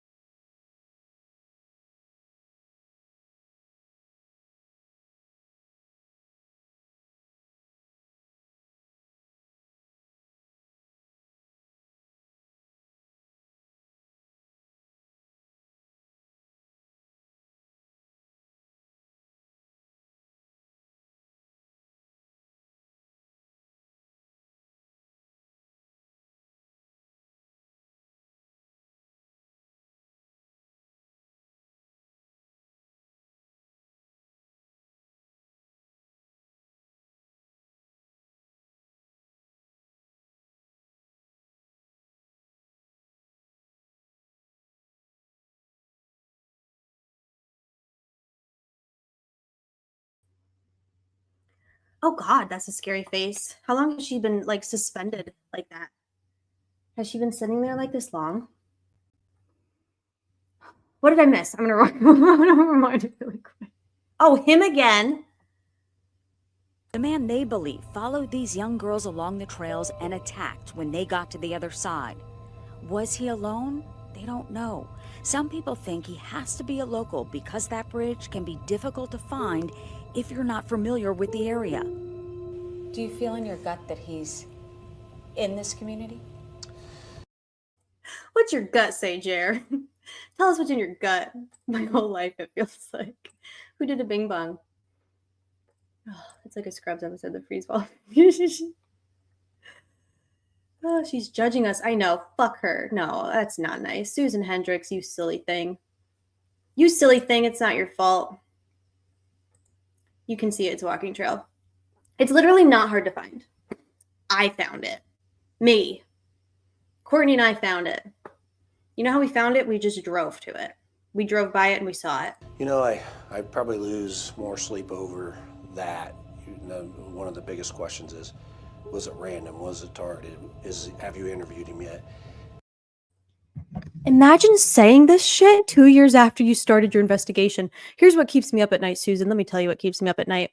Was it targeted? Was it random? Was it a stranger? Did they know him? Have we interviewed him before? So you don't know fucking anything 2 years in? Is that what you're saying, Jerry? You don't know anything. Hey, Nick Staro's here. 1,100 people are more than the combined number of adult males aged 30 to 45 in Carroll County. Yeah, they could have literally taken DNA from every male in the county. Granted, that would have been a very egregious constitutional violation. However, they could have, right? Like reasonably and feasibly taken every man's DNA in Delphi and Carroll County within the past 5 years if they really wanted to. Everyone go subscribe to Nick's channel, by the way. Jerry, you don't have to do interviews, and you certainly don't have to tell them that you don't know fucking shit about fuck. Is he among us? Is he just a passerby? And I can't answer that question. I wish I could. If I knew, it would make our jobs a lot easier. But Not one here in your state. I wish I knew the answer to that as to who did this. If I knew the answer to that, it'd make our jobs a lot easier. What do you mean? What are you talking about? I'm going to watch this one more time, and then we're going to watch Kim Riley yell at us, and then we're going to look at all the lies of Nick McClellan. There's 3. We're going to look at the 3 lies of Nick McClellan. I mean, there's 3,000, but we're going to look at 3 before bedtime. Give us your thought, but don't do a side-by-side with a living human being. It makes sense. And keep in mind that a sketch is not a photograph. It's a rendition of an approximate view. It is not a digital photograph. We also talked to a sketch artist, not one here in your state, who said sketches really aren't for people who don't know the person. Right. They're for people who do. Oh, I love that. That's so true. Yes, that's so true, Barbara. That's so true. My problem is Histrionic as fuck. when you take somebody's picture and put it next to the drawing we had and say, this is the guy, and you have no idea who this person is, or even if you do, can you tie that person to Delphi? Here's Sergeant Kim Riley again.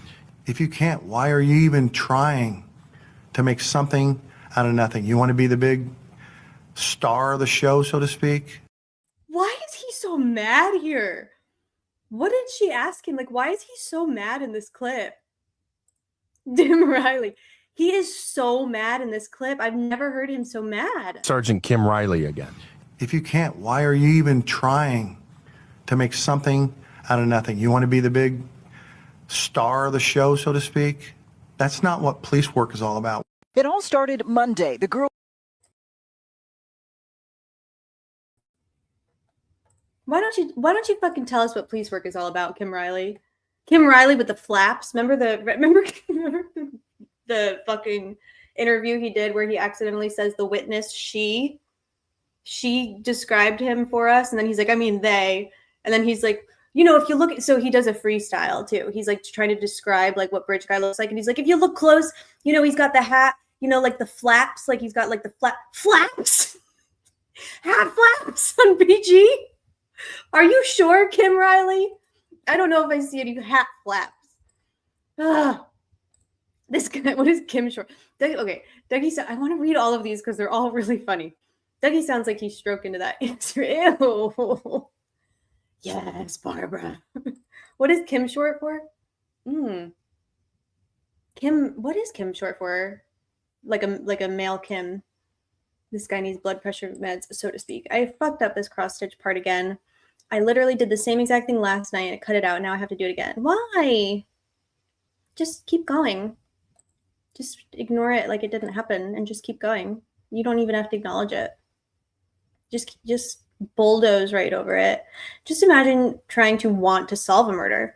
They're so incurious. He's like, that would make my job, you know, it would make my job a hell of a lot easier. If, you know, you have information, or even if you don't, you could just like, come on in and like bring the killer to us. DC's often found the evidence. What are you even doing? Oh, you want to help? Oh, you want to help? Huh? Is that it? Well, you can't. Nobody can help. He said, what are you even trying for? Why are you even trying? No, he said, why are you even trying? Like, what? That's not what police work is about. Flaps. I have to find that flap clip. He misgendered Bridge Guy. Yeah. What is written on Tobe's post-it notes? Parks and Rec. This is like Parks and Rec. It is. It's like Parks and Rec. And like Veep, just dumber. It's like Veep, but dumb as fuck. And no one is fucking. They're all just like, what are they doing all day? What do they do all day? I have to know what they do all day. Seriously. Do they just peruse social media so that they can just like spiral into their own fucking paranoid psychosis. They're just like literally just on the internet Googling themselves in their investigation how to solve a murder when you don't have any brain cells or wherewithal or motivation to do anything but scroll Facebook. Jerry and his shared Facebook account with his wife. It was his then wife. I don't know what happened. He's got another Facebook now. Oh my God, Kim. I see them. Stop trying to explain this crime right now. Nick Starro, the Starro of the show, gifted 5 R&M Productions memberships. That's so nice, Nick. Thank you. Who got? Who got? Who did Nick get? Who did he get? You know, it was really funny during trial when people were doing a lot of like gifting memberships. It was just a fun time for everybody. Not Rick, obviously. Anyway, it was fun because like when you gift memberships, sometimes you'll like snag people who are lurking. So a couple of our most famous haters got snagged by memberships. They were doing a watch. They were doing a watch and a lurk. Kimothy is what it's short for. Where's Joanna? Hi, Joanna. We're gonna find the Flaps clip. Hi, yes, I gave this my thumb up. Thank you, Secret Antenna Podcast. Secret Antenna Podcast. Who dat? That's interesting. We're gonna look up Secret Antenna Podcast after this. But it's gonna be like when I looked up Jacob's, like what a Jacob's ladder tattoo piercing is on the live stream.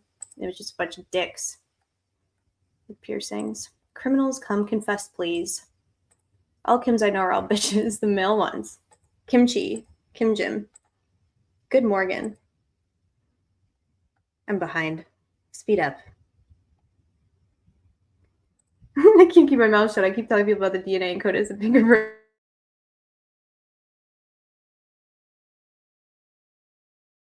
Wait, Jerry doesn't share his Facebook with his wife anymore? No, he has graduated to his own. And by the way, I don't know that the woman in his picture is the same.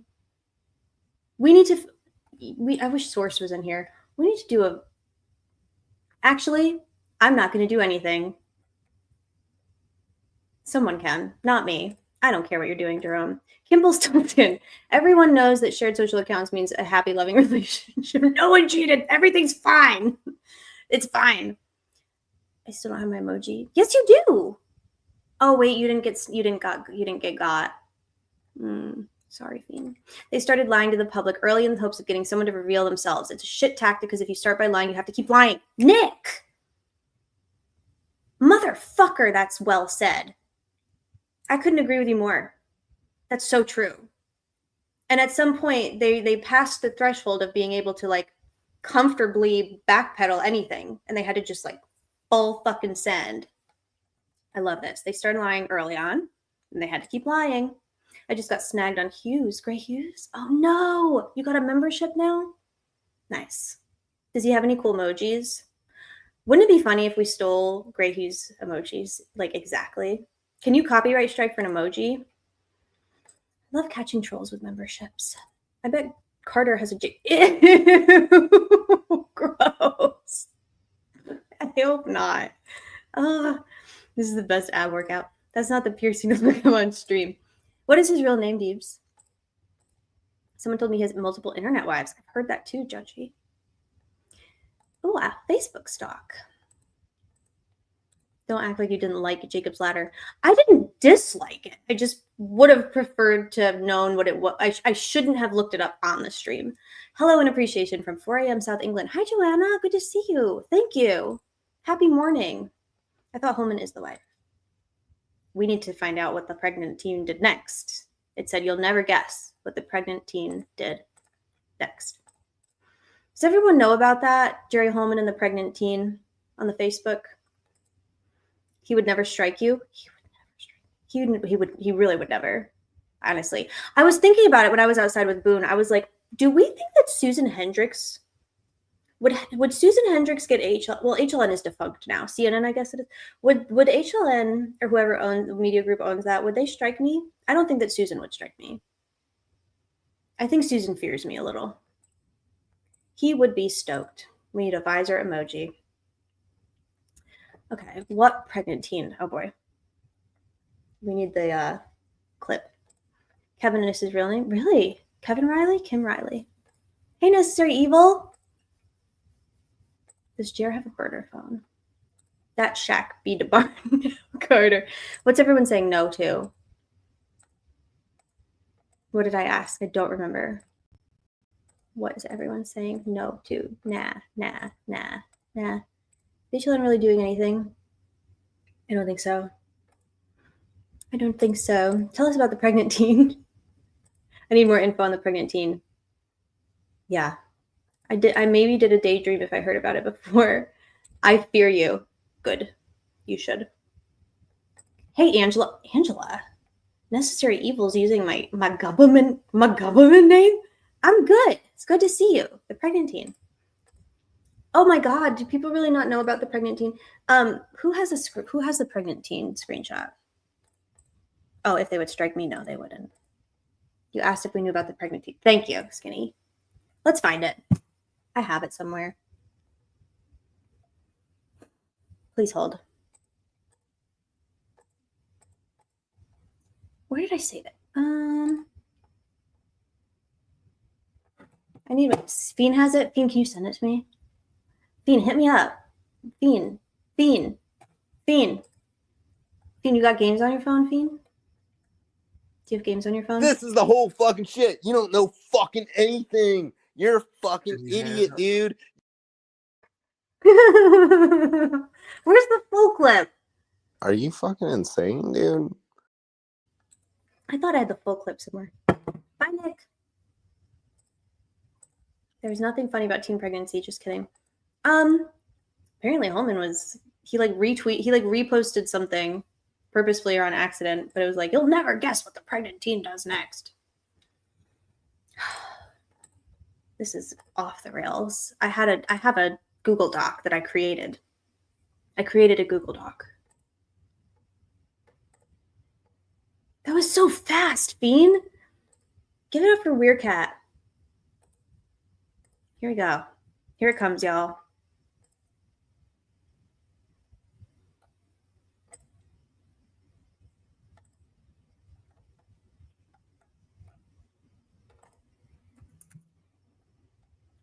Huh. Why can't I find anything on anything? What the shit? Oh, I know why. Huh.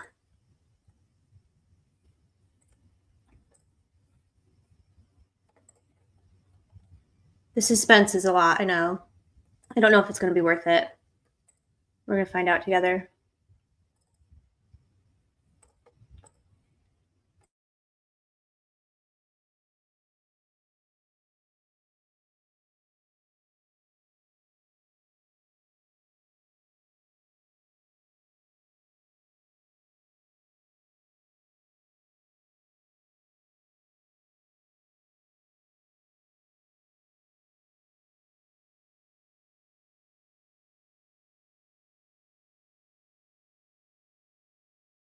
Why am I having such a hard time with it? This is why Deeves had to come rescue me earlier. I don't know what I'm doing. What am I doing wrong here? What the fuck? Oh, here it is. Excellent. We got it.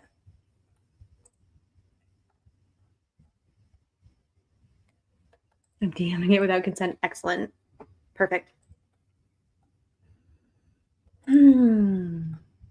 So anyway, this was on Jerry's Facebook. I don't know why. It was weird. I hate it too. I hate it too. It's weird. Jerry Nicole, what a lovely name. It's not his name anymore. It's not his name anymore. This is now a defunct. This is a defunct. Sing me a country song. I don't really do country song. Anyway, okay, enough of that.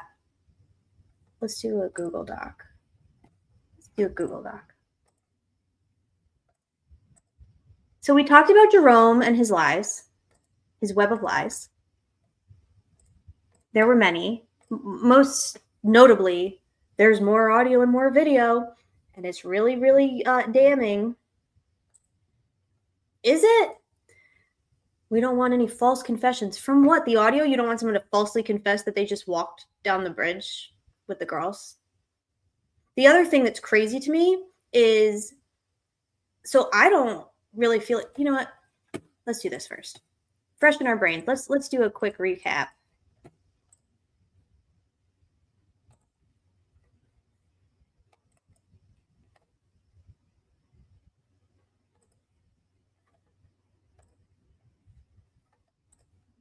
Well, shit. Okay.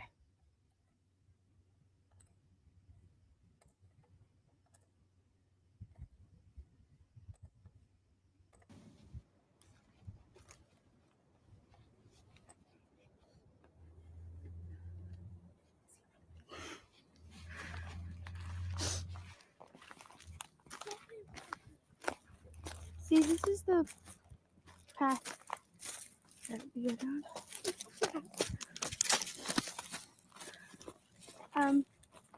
There's no path going there, so we have to go down here.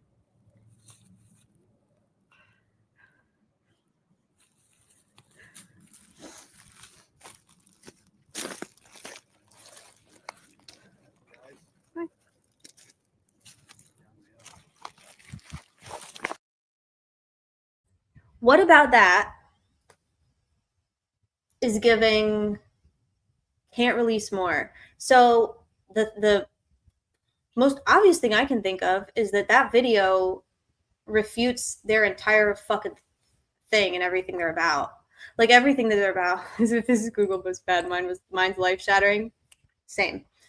Everything that they are about is refuted and erodes if they release the video, because there actually is nothing on the video that you can't derive anything definite at all from that video, except that there was already a path. The ground was already disturbed before the girls got to it. So the searchers and Kelsey and Cody saying, oh, we knew the girls went down that way because we saw disturbed dirt. No, it was there. We know that much. We know that Libby said, this is the path that we go down, as in we go down it, as in I've probably gone down it before. And like, this is the plan. Like we're going down it. That's weird. What else? It shows that Bridge Guy was not on top of them. He was quite far away from them, and they wait when they get to the end of the bridge. They stand and wait. Now, if they were standing and waiting, wanting him to like go past them or like whatever the fuck, I don't know. But there's a house right there. There's a private drive right there, and there's woods all around them. I'm sorry, I'm not saying that they weren't uncomfortable, and I'm not even saying that they weren't a little bit spooked and scared, but at no point is that giving imminent kidnapping. We don't even see a kidnapping occur. And that brings me to my next rant. You're like, I thought you'd never start. I know. These fucking losers. Yeah, and Abby lived back there. Thank you. Thank you, Necessary Evil. Hey, this is the best enemies to frenemies ever, isn't it, Necessary Evil? We're doing a frenemy on stream. Enemies to frenemies. No one has seen Susan? Good. Susan's busy. Oh, no. No. I can't get over making that stupid fucking mini video from stills when this was the horror. Yeah, why did they do that? Did they want us to like, I almost think they wanted the public to think that it was worse than it was. Because if they release that, the public's going to go, how do you know he's the killer? Like, how do you know? And they're going to have to say, ooh, you know what? Good point. In fact, maybe he's not, which means we literally have nothing. Nothing. Fucking nothing.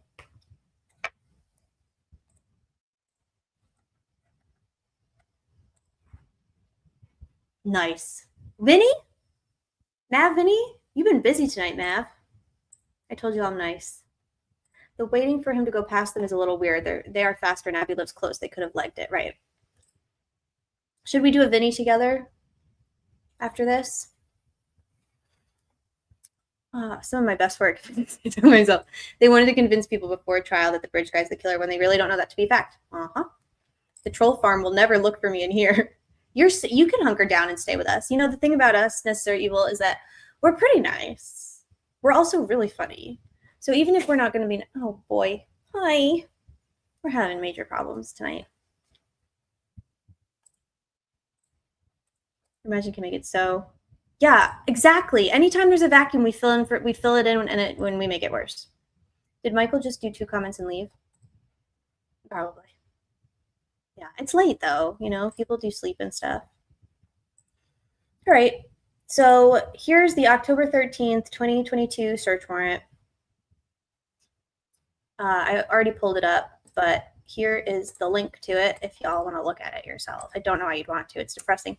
But so in this, the wording that they use is near the end of the video, a man is heard in the video telling the girls down the hill. No mention of the word gun. No mention of hearing a gun being cycled or anything at all. No hearing a gun whatsoever. And it only mentions a man is heard in the video, no mention of a man being seen, right? So this is the affidavit for the search warrant. Near the end of the video, the man is heard in the video telling the girls down the hill. Got it? Cool. Here's the probable cause affidavit. Why am I linking these and citing these as if I'm going to get I'm going to get embroiled in a plagiarism scandal? I think I'll be fine. As the male subject approaches victim 1 and 2, one of the victim mentions gun. Near the end of the video, a male is seen and heard. Oh. Hey, y'all.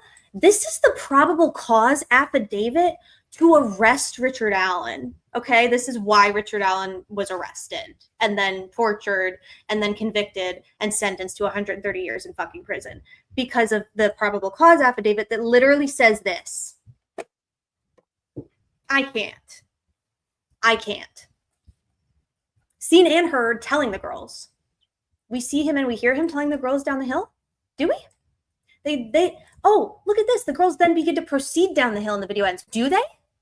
Or do we just see Abby kind of, sort of? I don't see them proceed down a hill. Do you? Seen and heard gun? I'm sorry, what?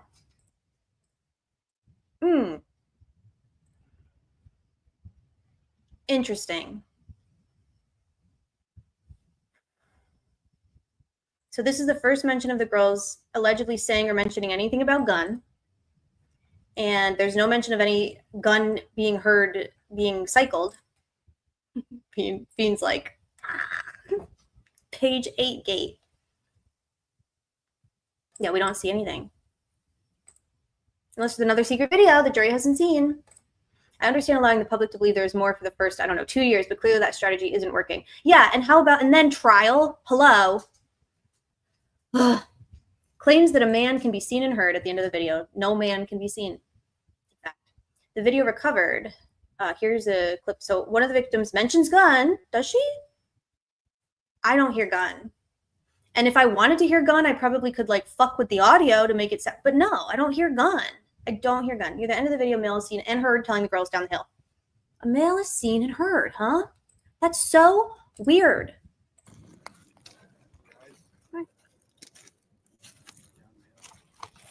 Seen and heard, huh? This right here, oops.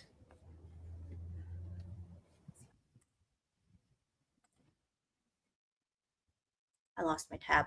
That in itself, you're lying. You're lying to get a search warrant. Or no, you're lying to get an arrest. It's even worse. You're lying. That's not cool. And then I'm like, why wasn't that part of well. So is a Frank's hearing only for misrepresentation and omissions for a search warrant, right? So it wouldn't be a Frank's issue, but it would still be a lying liar issue. Good Lord. Also, I think that Frank's needs to just go. It's a waste of everyone's time. The Frank's filing for a Frank's hearing you're not ever going to get it because it necessitates that law enforcement admit essentially that they lied. It's not going to happen. And the fact that a Frank's hearing option exists, basically kind of minimizes your chances of getting an evidentiary hearing, I feel like. I didn't explain that well, but Brad and Andy were going to do an evidentiary hearing and a suppression hearing, and Fran said, no, this needs to be a Frank's hearing. And so they filed their Frank's memo months later. Had she not done that, maybe they would have just had their fucking suppression hearing like they were supposed to. Anyway, I feel like it's just a fucking weaponized bullshit tool. You know what I mean? Speaking of tools, Nick files a motion for leave to subpoena third-party records. This is when he files like 4 different motions erratically and frantically on the same day. This is what All Eyes called the Dickless. She's the Dickless McClelland, or no, the Dick McClelland filings. She he frantically files a bunch of third-party record subpoena requests, except he does it wrong. He like files a subpoena for CVS records and he addresses it to Westville. Like he does copy pastas and they're messy. So as the male subject approaches victim 1 and 2, one of the victim mentions gun. Near the end of the video, a male is seen and heard telling the guys down the hill. The girls then begin to proceed down the hill and the video ends. They believe Richard Allen was carrying his Sig Sauer. Oh, by the way, Nick McClelland included the PCA and then an amended fucking like additional like 2.0 PCA in his motion for leave to like in his third-party records subpoena. Why? Because it's a press release is why. This motherfucker. They further believe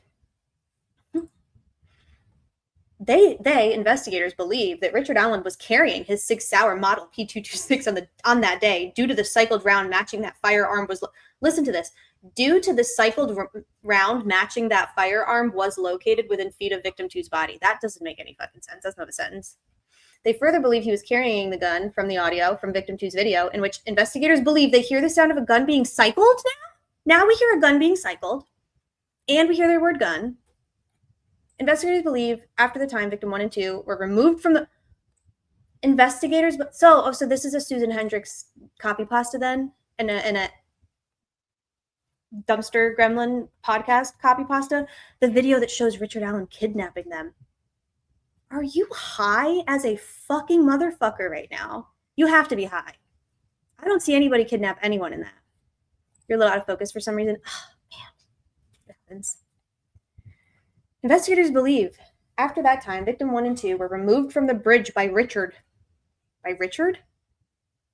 So let's for a second suspend our knowledge that you are an absolute buffoon clown. Let's pretend like this is a legitimate, serious prosecutor filing an actual motion for a subpoena before the court. You're going to refer to your defendant as Richard? That's not a thing. Now alleges the victim mentions gun and that a gun being cycled is heard. That's new. From their prior conclusions, investigators believe Richard M. Allen was the male. They believe that Richard M. Allen was carrying his Sig Sauer. They further believe he was carrying it from the audio, from victim 2's video. Listen to this. They believe that Richard was carrying his Sig Sauer from the audio, from the video, in which investigators believe they hear the sound of a gun. That's a lot of like prepositions and word salad. Hold on one second, y'all.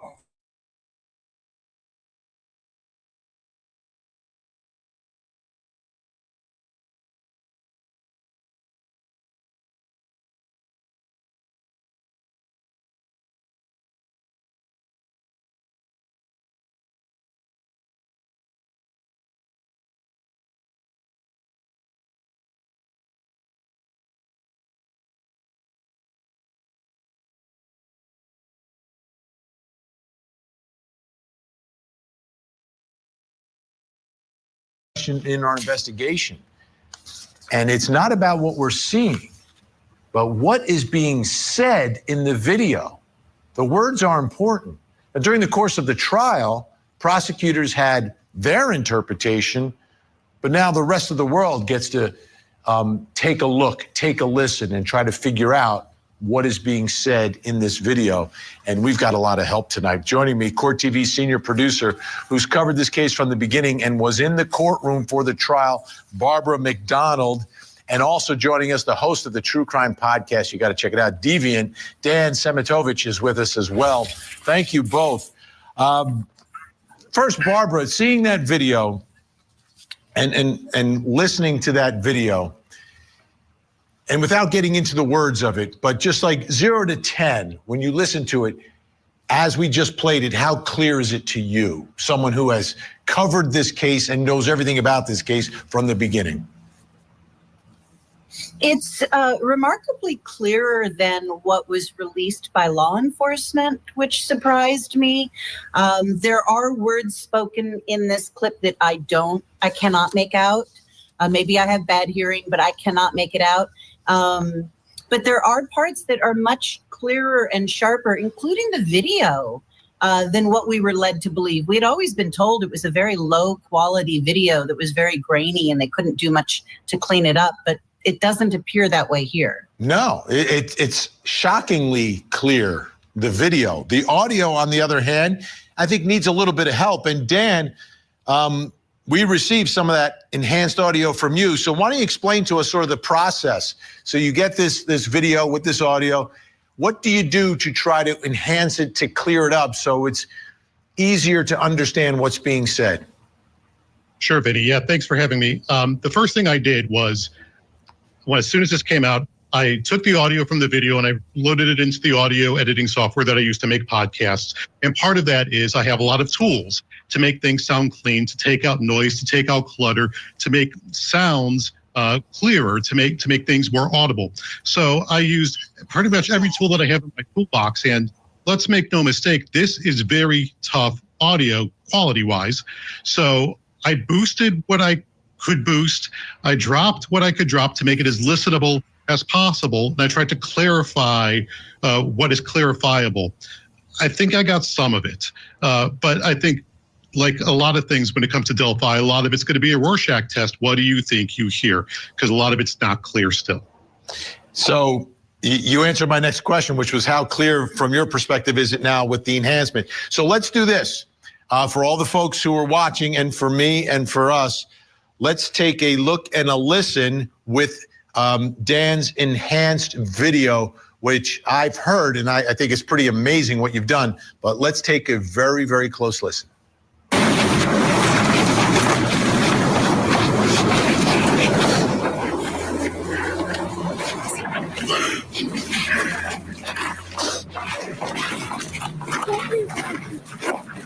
See, this is the path that we are on. There's no path going there, so we have to go down here.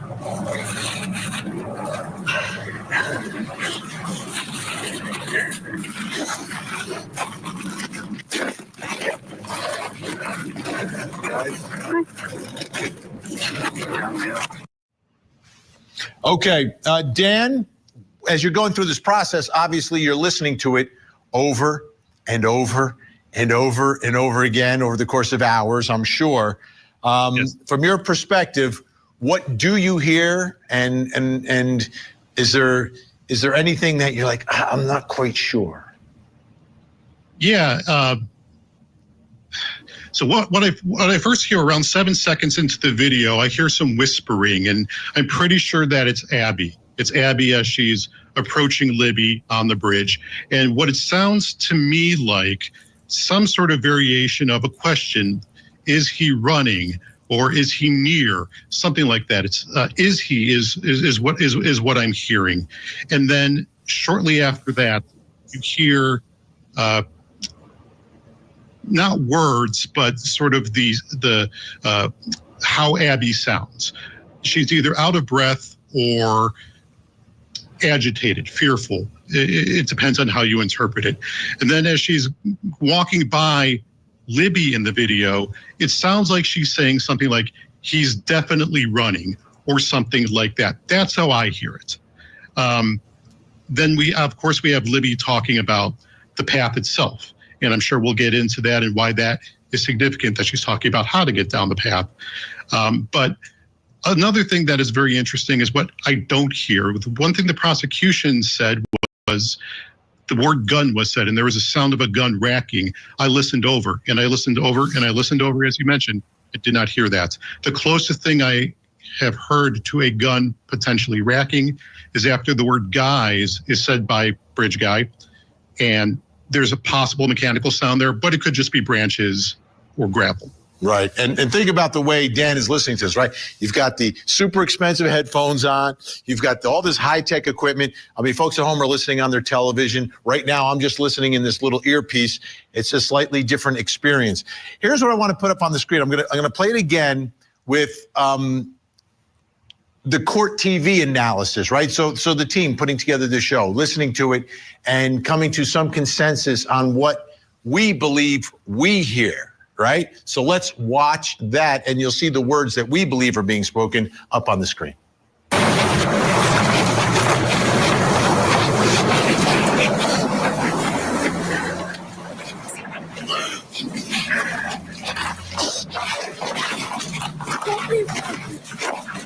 See, this is the path that we are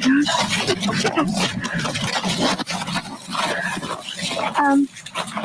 There's no path going there, so we have to go down here.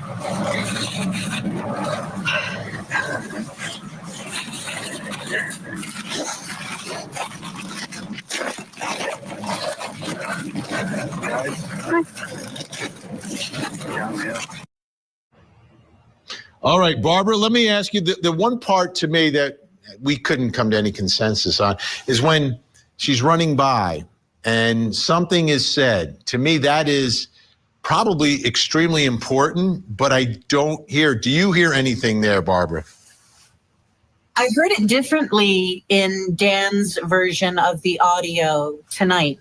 And I think I agree with the team that she does first say something to the effect of, is he right there? And then I think she says, oh my God, he is right there.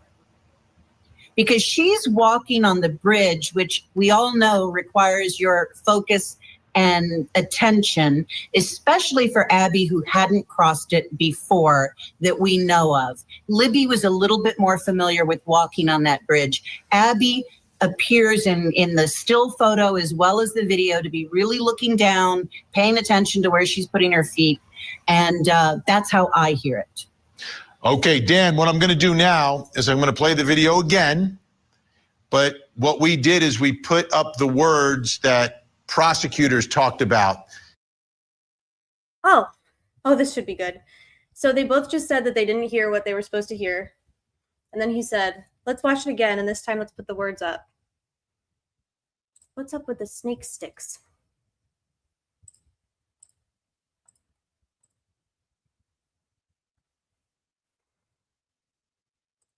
BG doesn't sound out of breath at all. Nobody sounds out of breath in this video. I don't know what they're talking about. What are they talking about? And witnesses talked about during the course of the trial on what they believe they hear in that video. Then I want to get your take on what you agree or disagree with from that.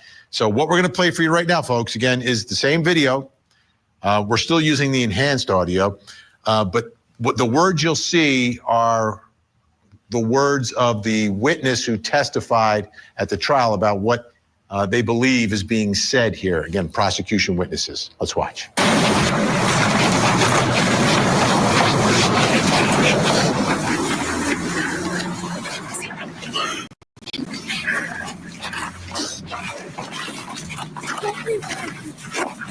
See, this is the path that we are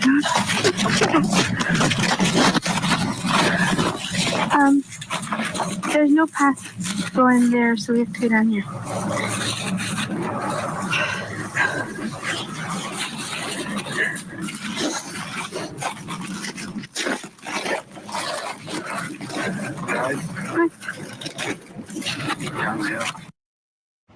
All right, Dan, what are your thoughts there about what prosecutors are saying is being said?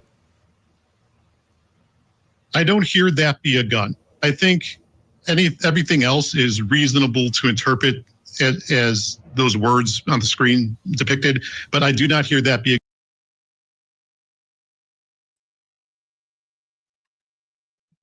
Why does Court TV have the enhanced audio?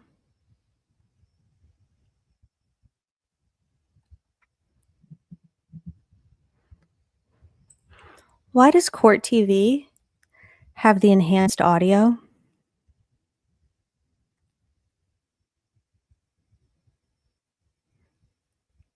And why are they playing the enhanced audio? She released it. Has anybody gotten it yet? Where's the rest of the exhibits? This dude in oh, okay. Thank you, Mav. Crisis averted. I almost went off on a clap. Dan's, oh geez, Dan Sematowitz. It's not the state's enhanced audio. So this guy enhanced it. Okay. All right. All right, I'll let it slide. About the same time y'all posted it. Who's y'all? Oh, y'all, the Gull's order, you mean? About her little flashy drive sticks, her $25 side hustle. I have to give it to her. The Allen Corney Cockhouse, the Allen County Courthouse. They do be running a business in that bitch. Dan used his tool and shit. Am I crazy? Was Guys Down the Hill not heard the original? I heard it. It was just faint. I had to put in like earbuds. Andrew's about to flip a table. I was. Sematovich. He said he got the exhibits too. Okay. Where's the rest of them, Dan? They're just trying to transcribe it. He made it sound like shit. Dan Seaman Sandwich. She is fucking with everyone. Dan, oh, yeah. Forced due to the particularity. A gun. That is that particular point where they attribute that be a gun is maybe the most difficult piece of audio to make out. I've listened to it a lot. I'm not getting that. And I heard that was what was being said. And so I was listening out for it and I just did not hear it at all. I don't know how they got it. Don't hear the word gun. Once again, this is a outright lie. It's not even an exaggerate.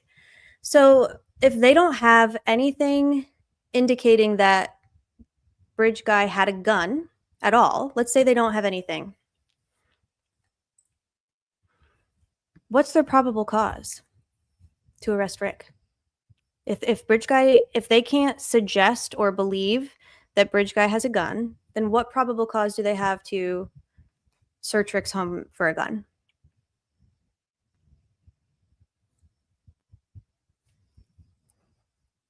I don't think they fucking have any, right? So they could say, well, he was there. He put himself there. Okay. What about the 36 other people that did? Are you going to search their houses too for guns? So this is interesting, Necessary Evil. His own words. I, for one, would love to hear his own words. Maybe one day we'll be able to. Greeno has what? I thought they were thinking she said it when she was whispering on the bridge. No gun, all lives. Lies. None. Is everything on the $25 jump? I have no idea. Here's the thing. Everybody holding out for the $25 zip drive. Good. Get it. Get your zip drive. Get your money, Gull. How do we know that everything, like, I don't trust these bitches to give me nothing. I still want it, but I don't trust them. I don't trust them at all. Search for BG. I'm not sure. No recording of it. This was not a gun crime. Yeah, no, I know. Yeah, I know. Necessary Evil. We're cool. We're friends. Why not search in 2017 when he told them he was there then? We literally can't even be certain that it's BG's voice. That's how fucking stupid this shit is. I'm gonna malfunction. It is stupid. It is that we go down.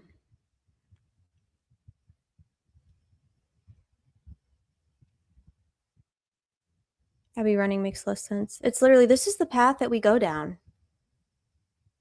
That's what it is. Rick wore sweatpants and Holman's presence. Right. Even if he did say it, is clothes and proximity probable cause enough? Jeans and a jacket and willingly saying I was on the trails that day, the trails.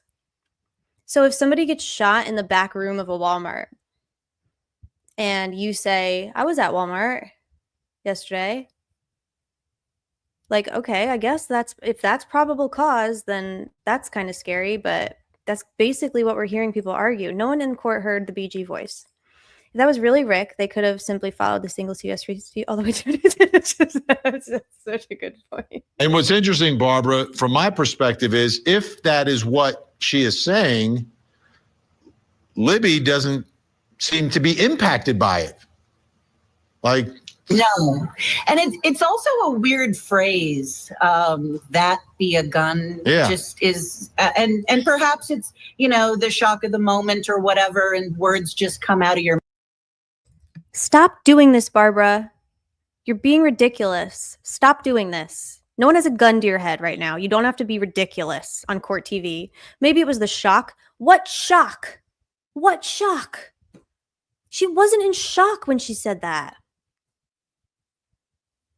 Your mouth. But it is a weird phrase. And why didn't anybody say this? Thank you, Map. Now that I think about it, that be a gun never made any fucking sense.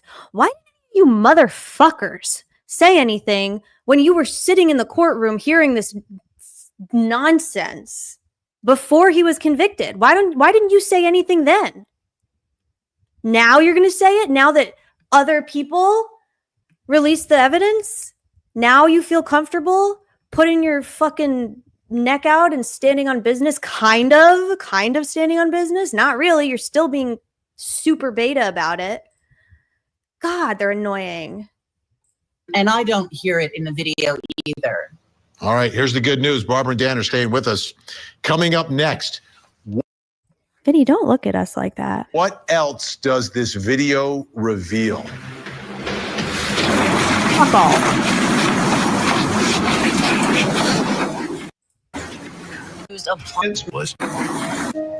You know, as I watch that video, what strikes me, and Barbara was saying is how clear the video is. Like, clear images there of Abby.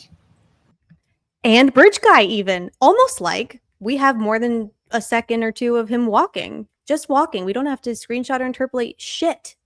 Almost crystal clear, right? Let's take a look as you watch this, right? We zoomed in a little bit here, and like, that is a clear shot. And you wonder what was going on? Why was this video being recorded to begin with? Why was the phone on? Why was the camera on? But the images are clear, and there's a lot to this 43 seconds. And that brings us to the next question in our investigation.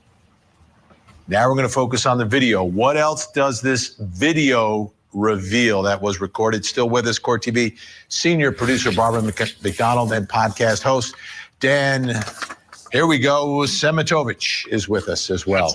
I got it. It's a challenge, but I got it. You did. And the True Crime Podcast is Deviant, by the way, folks. Okay, so I want to take a look at the video of the disturbed ground, if we can take a look at that. And Barbara, what are your thoughts here about what we're seeing in that part of the video where the ground is disturbed?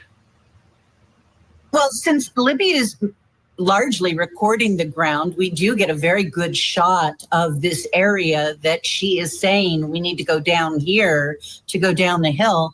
And you can see that the ground is already disturbed. Some of the rocks are moved. Some of the dirt is exposed. And this was something that the investigators pointed out as they found this after the discovery of the bodies. When they went back up to the bridge and started doing their search, they saw this area and surmised that this was how they got down the hill as well. They surmised. You got 2 fucking missing kids and they surmised. You got 2 dead kids and you're going to do a surmise. I also remember talking to Cody Patty, who was Libby's uncle, and he was part of the search party on the 13th looking for the girls. And he noticed that area as well and said that to him, it looked like somebody had slid down the hill on their butt. And what? What? On their butt? Okay, let's see what Cody, let's see if we can't see what Cody saw. Because I gotta be honest, that seems like a investigator's belief to me. That seems like a bit of a leap. That seems like a bit of a Dua Lipa to me. DB loves Dua Lipa, by the way. And so do I. All right, here we go. Here's the butt ground. Let's see if we, oh shit. Let's see this disturbed ground.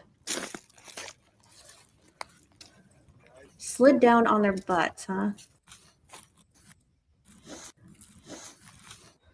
I don't see a butt print, to be honest. It just looks like a footpath, kind of.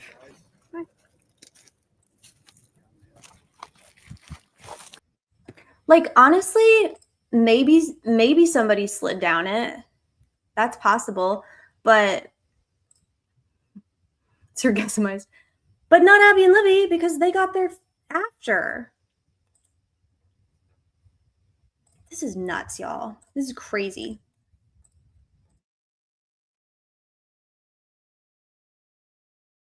Why is it already disturbed? And it's interesting that it's already disturbed before Abby and Libby go down there. So why is it already disturbed?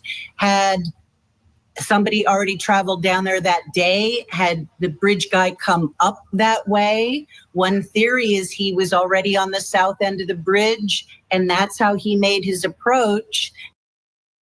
Babs says, Babs can't even claim her own theory. Babs, that's your theory, honey. Claim it. Own it. It's a good theory. You're allowed, like, this is a thing. Not just disturbed ground, recently disturbed. This one have been on that spot all day.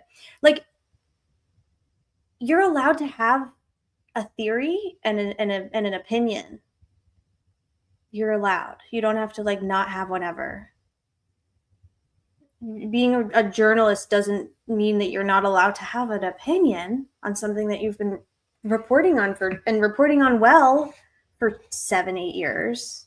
Like, why is she doing this? That's not the theory that fits the Richard Allen story, but that is a theory people have had for many years. That Babs did a people are saying. Babs did a lot of people are saying. He came up from the south side, saw the girls on the bridge, and then circled back, and that's when they got concerned and recorded that video. How about from your perspective, Dan, in that part of the video?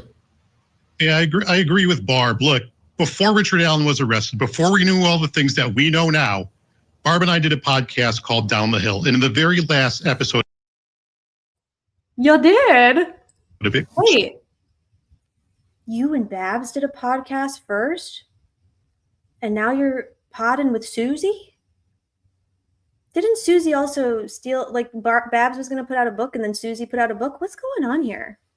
Is this a sister wife situation? Is it? Sort of laid out her theory of what happened. And there's two very key pieces of information timing-wise that you need to keep in mind. Libby took a snapshot of Abby on the bridge at 2:07 p.m. that afternoon. At 2:13 is when the encounter with the man on the bridge happened.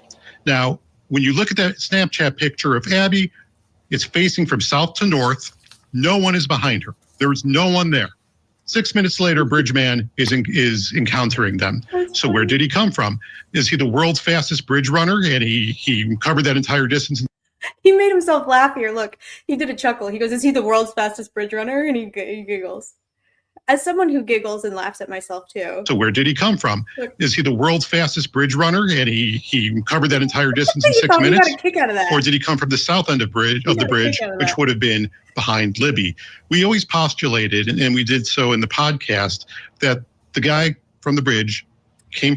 You mean the podcast that you've spent the last 4 years like trying to suppress? The podcast that was pretty decent and had like some interesting takes that didn't really do a whole lot for the state's case. So you acted like it didn't exist and made it impossible to find. And now you're all about the podcast.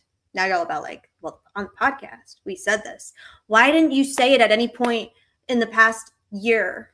Well, this poor fucking dude is just getting, I almost said rigmarolled. Railroaded. He's getting railroaded. He's getting railroaded and rigmarolled by the state, and you're doing nothing. from that south end, probably up the hill, and they had an initial encounter with them, walked past them, turned back around, and then that's when the came video back around. That's fascinating. I want to put up on the screen because we have a good idea of how far behind the bridge guy is from Abby in this image. And to me, this is striking because I had no idea, like, how far behind was he? And obviously, if we talk about that theory of him sort of making a U-turn, she's trying to get some distance from him. So would get a little bit of distance from him, and that might explain part of it, right? Mm-hmm. Yeah, absolutely. And another thing to keep in mind is how agitated she sounds when the video starts, right?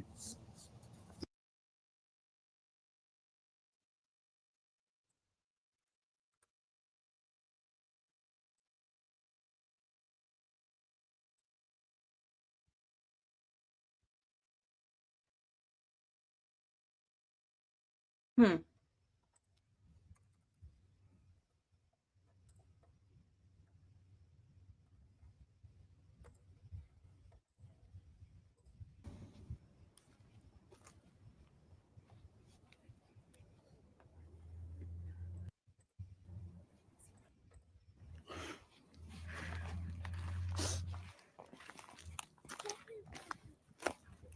See, this is the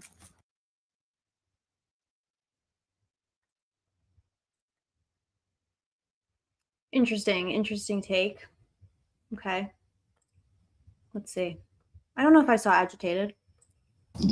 Libby is keeping it pretty cool and calm and stable, but Abby sounds pretty agitated. If what either of us said is to Wait, so Libby sounds calm and stable? I thought that Libby knew that something was terribly wrong, and so that's why she was filming. Like, how about, like, just fucking get rid of the video altogether? What they should have done 7 or 8 years ago is put the whole fucking thing out, period, and just let the fucking I should stop trying to do a saying. Let the chips fall down. Just put the video out and see what happens, you know? what's on that tape is true, she's pretty scared. Why is she pretty scared? What happened to scare her? The reason, Right. Right. What? What do you mean, right? the most logical thing is that there was some sort of initial encounter that caused Abby to be afraid and caused Libby to start rolling at that camera. Now, finally, we've got some images from you, Dan, of the.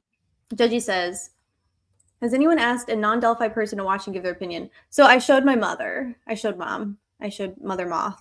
And she watched it like this, standing over like a snack. She's just standing while watching it, and she went, what is this? I showed it to Charles. I didn't say it. I was just like, okay, Mom, watch this. And she's like, what is this? What am I looking at? What am I watching? And she's like, oh. And then she was basically like, you can't tell anything from this video. And I was like, yeah, but what do you see? And she's like, you can't, I don't know. I don't see anything. It just like, you can't get anything from it. She goes, you know what you should do? You should send it to one of those behavioral analysis. And I was like, we're done here. We're done here. Point is, she really didn't have any major like impressions about it. She just was like, you showed your mom as well. Necessary evil. What did your mother say? They seemed kind of alarmed a little at best. Okay. I mean, I could get behind like my family's tired of me. Yeah. Yeah, same. But irrelevant. Video was a bait and switch bullshit. The narrative of Libby being a hero who solved her own murder needs to stop. 2 beautiful girls died. We don't need to make it into that shit. I totally agree with this. Absolutely. It's nasty what they've done. And then it's not enough that they've done that for 8 years, but then when they rightfully are starting to get some like pushback and criticism for doing that, no, Libby's not the only hero. Now Abby's a hero too, because her lifeless body hid the cell phone under herself. That's honestly insulting to even suggest something so fucking stupid. Bridge guy, I want to put those up on the screen and you explain what you're seeing here and what is the significance of all this.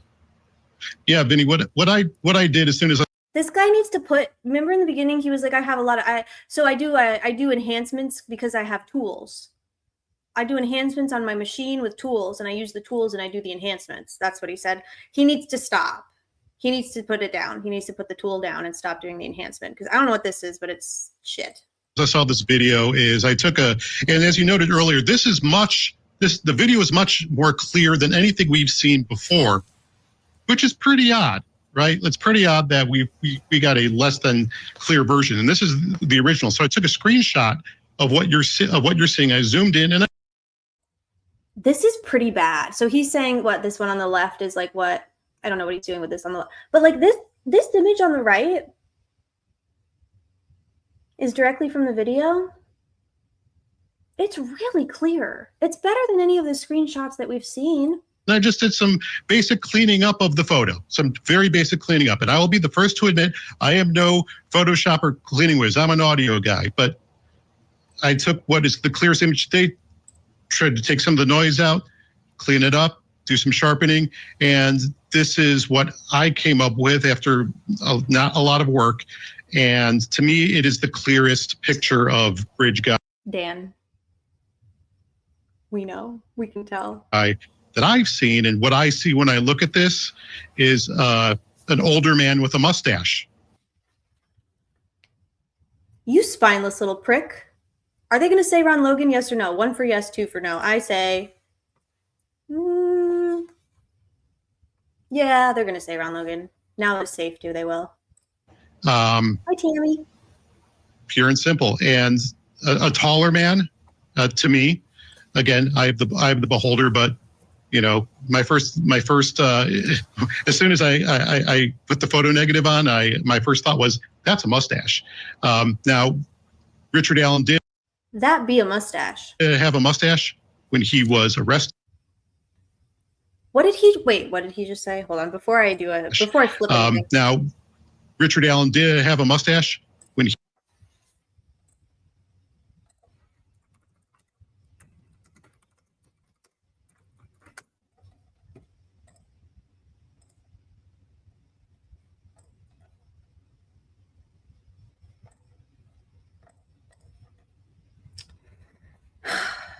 Did he? Is that a mustache or is that just like is that what you would is that what I would say is a mustache? Okay. All right. I yield on this one. Maybe it's mustache. It's a mustachy. It's kind of like mustachy. He was arrested. I would defer to Barbara as to whether he had it on that day, but that's a pretty big bushy mustache to me. Yeah. Dan, you're a fucking simp. You suck. I thought you had some redeemable qualities and you don't. Yeah, exactly. It's a goatee. He called this a bushy. That's a pretty bushy mustache. What are you talking about? What do you mean? What do you mean? What do you mean? Bushy mustache, motherfucker? Where? Oh, this is a pretty good picture. This is pretty clear.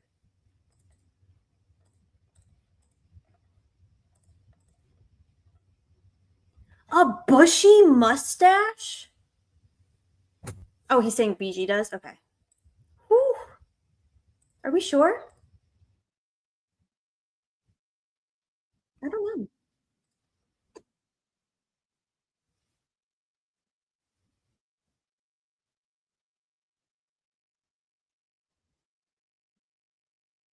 Yeah, he's talking about Rick there. He says Rick has a pretty big bushy mustache. Oh, wait, I forgot to share it with you. Could you all hear that when it was playing? Yeah, no? Richard Allen did have a mustache when he was arrested. I would defer to Barbara as to whether he had it on that day, but that's a pretty big bushy mustache to me.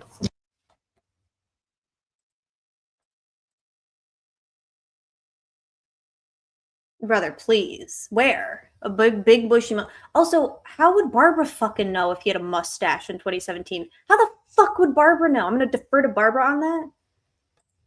Don't. Do us a favor. Don't.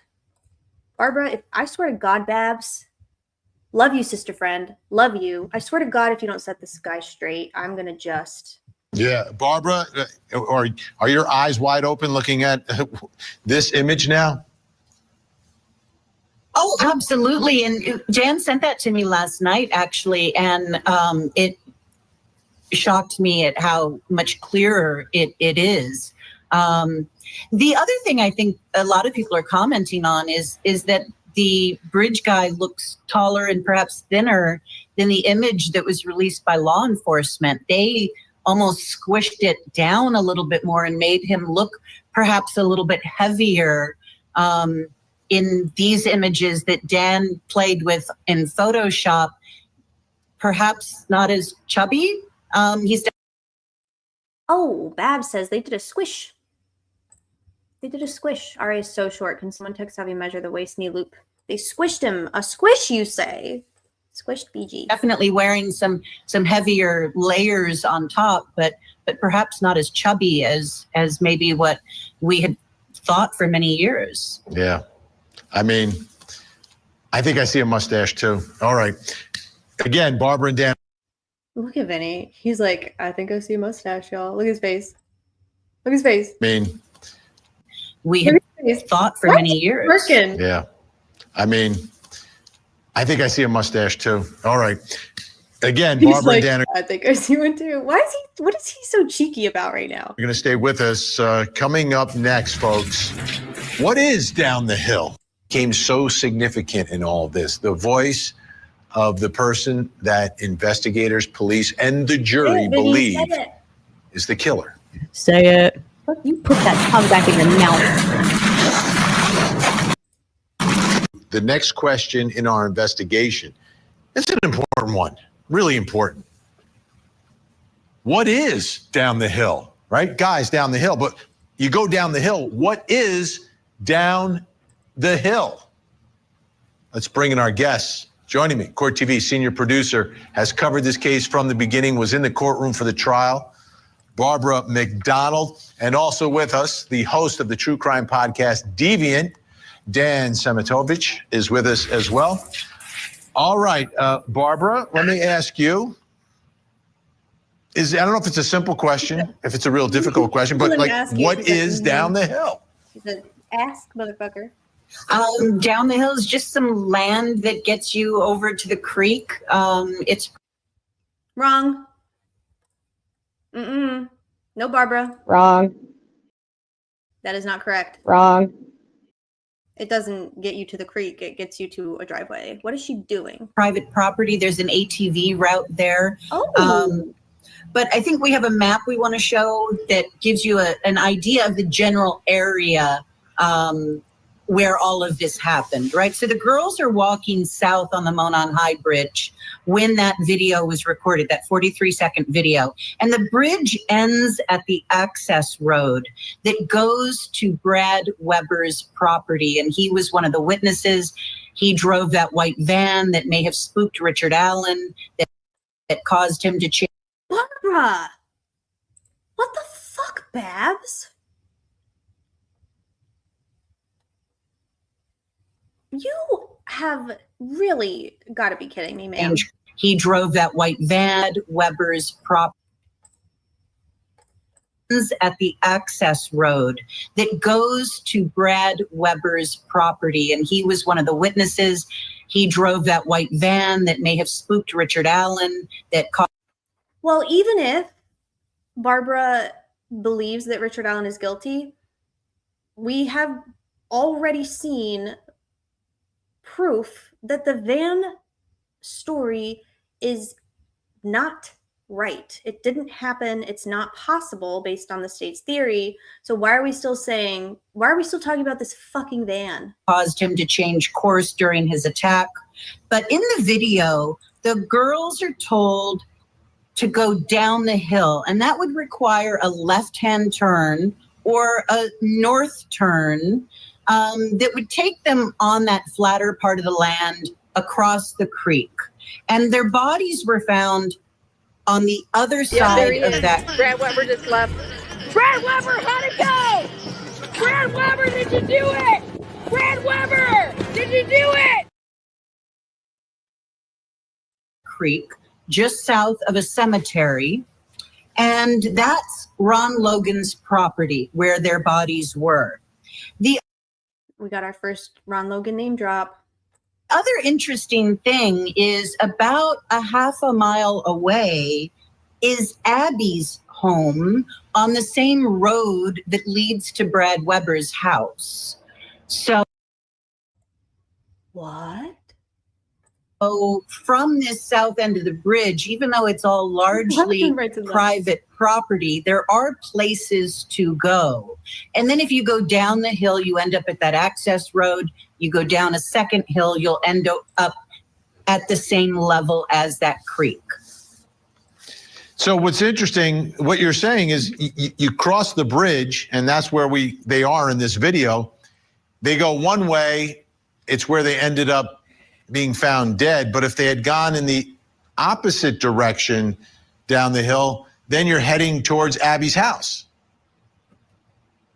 Yeah, conceivably. And other homes that there, could have been people home at. So, yeah, there were other places they could have gone other than down that hill. Even from the same level as the bridge, you can get over to the Weber property and some of the other homes without going down from the bridge at all.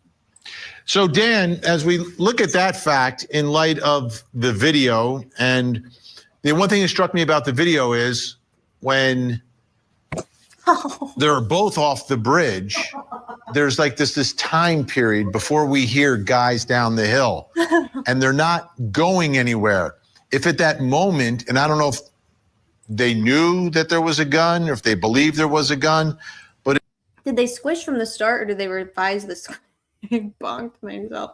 Did they squish from the start, or did they revise the squish? So they definitely squished from the start. That was a day one squish. That was like day one squishage. But if at that moment they had taken off in the other direction, it would have been going towards a known safe place versus the other side, which is sort of unknown, which begs the question, why didn't they go home?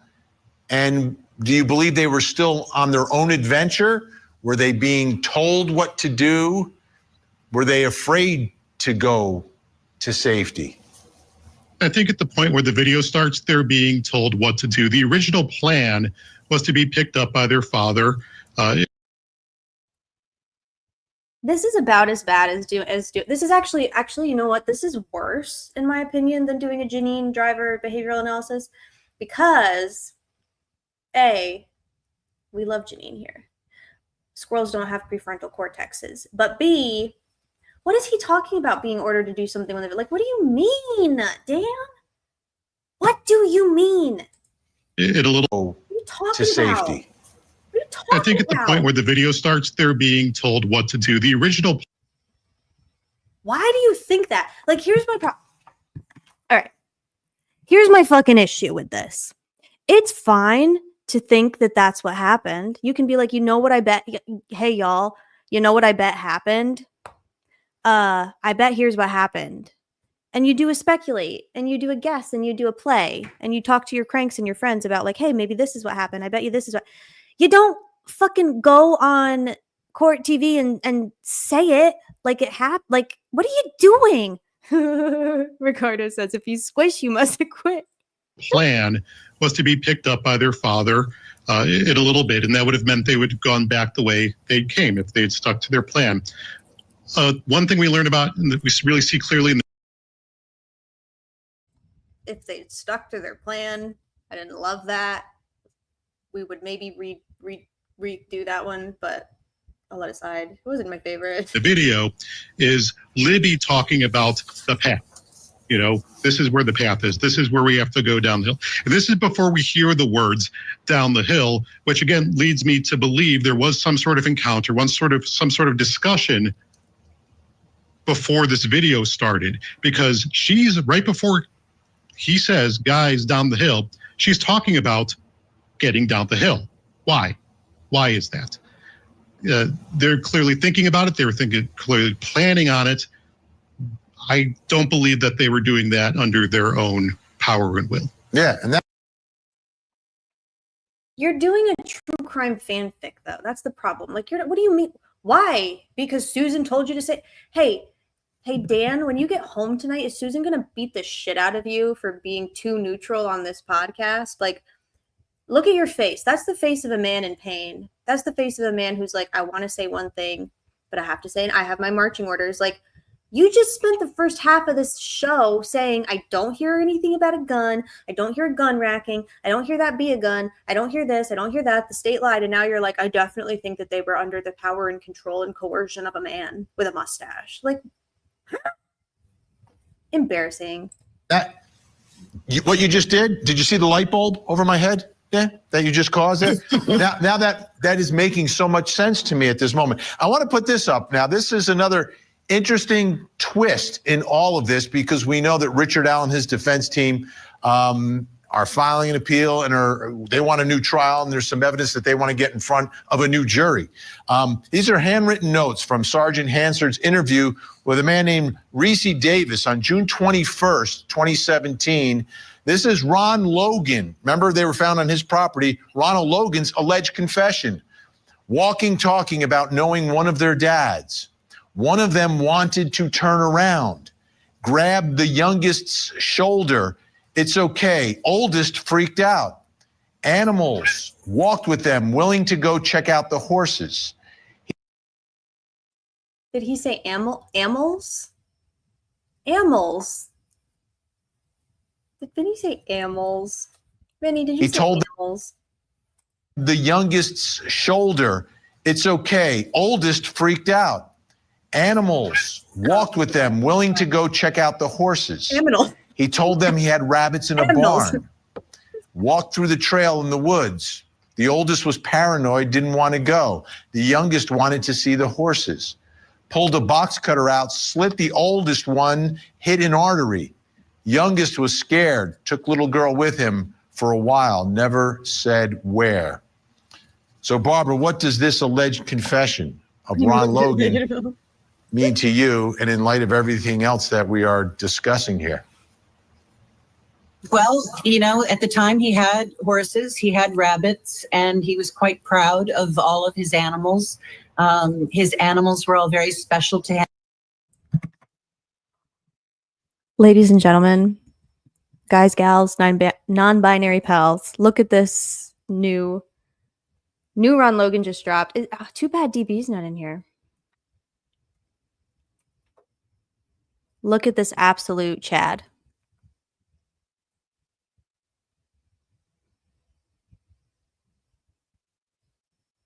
I hate this motherfucker. This is a picture of Ron Logan that I received from a friend of mine who visited his property in 2020, and she took these images, and she went into his barn. This is his yard. He had... What the fuck is that fucking thing? That's fucking scary, Ron. Pygmy goats, and in his barn... Say bushy mustache, Barbara. He had special varieties of chickens and rabbits that he... I like how she says chickens. Special varieties of chickens. Raised for food. But he talked about his rabbits a lot in my conversations with him over the months. And it was interesting. I had some statement analysis done on many of the things he told me. And there was some attention given by the analysts of his statements about his rabbits and the way that he described them, because he talked about them having polka dots and being red and white spotted, descriptions of rabbits that you don't typically hear. But he really loved those rabbits a lot, even though he did raise them for food.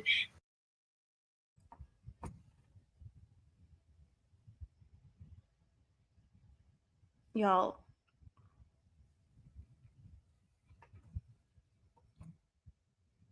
He loved the rabbits. I'm not saying that you can't raise an animal and love it and then eat it. Like, farmers do it all the time. I'm not saying that. But, like, Ron, why are you... When I heard that Reese's story was that Ron had offered to take the girls to look at the rabbits. That kind of sent a chill up my spine, quite honestly. Good job, Barbara. Good girl. Because that was an offer he had made to me as well, and I've heard him make to other people too, to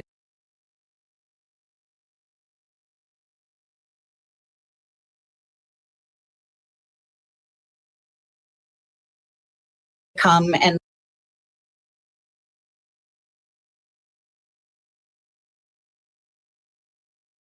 varieties of chickens and rabbits that he raised for food.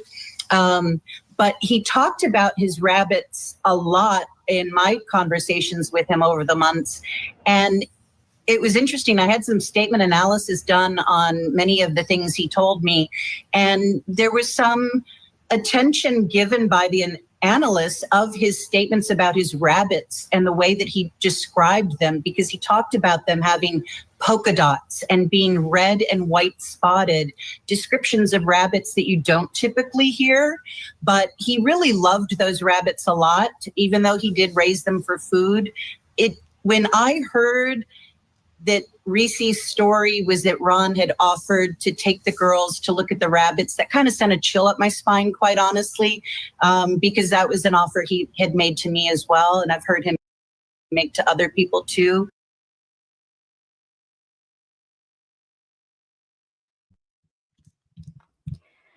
Now, I'm not going to put the responsibility to solve the crime on anybody but the fucking law enforcement officers tasked with investigating and solving it. However, imagine if Barbara or somebody else who had information about Ron Logan, like imagine if investigators weren't gatekeeping and hiding, like imagine if somehow Reese Davis' statement about the rabbits that Ron confessed to, imagine if somehow the public knew about that or something. And then, or I don't even know, that wouldn't work anyway. Barbara knows about the rabbits. Ron Logan makes offers to people to show them his rabbits. And then we find out that in May or June 2017, Ron tells Reese that he offered to show the girls his rabbits. Imagine if that connection were made sooner. You know what I'm saying? Like, this is why it's stupid to hide shit. Like, this is the most frustrating case ever. I don't know why we're all here. Why are we all here? We should leave. We should go to bed. Imagine.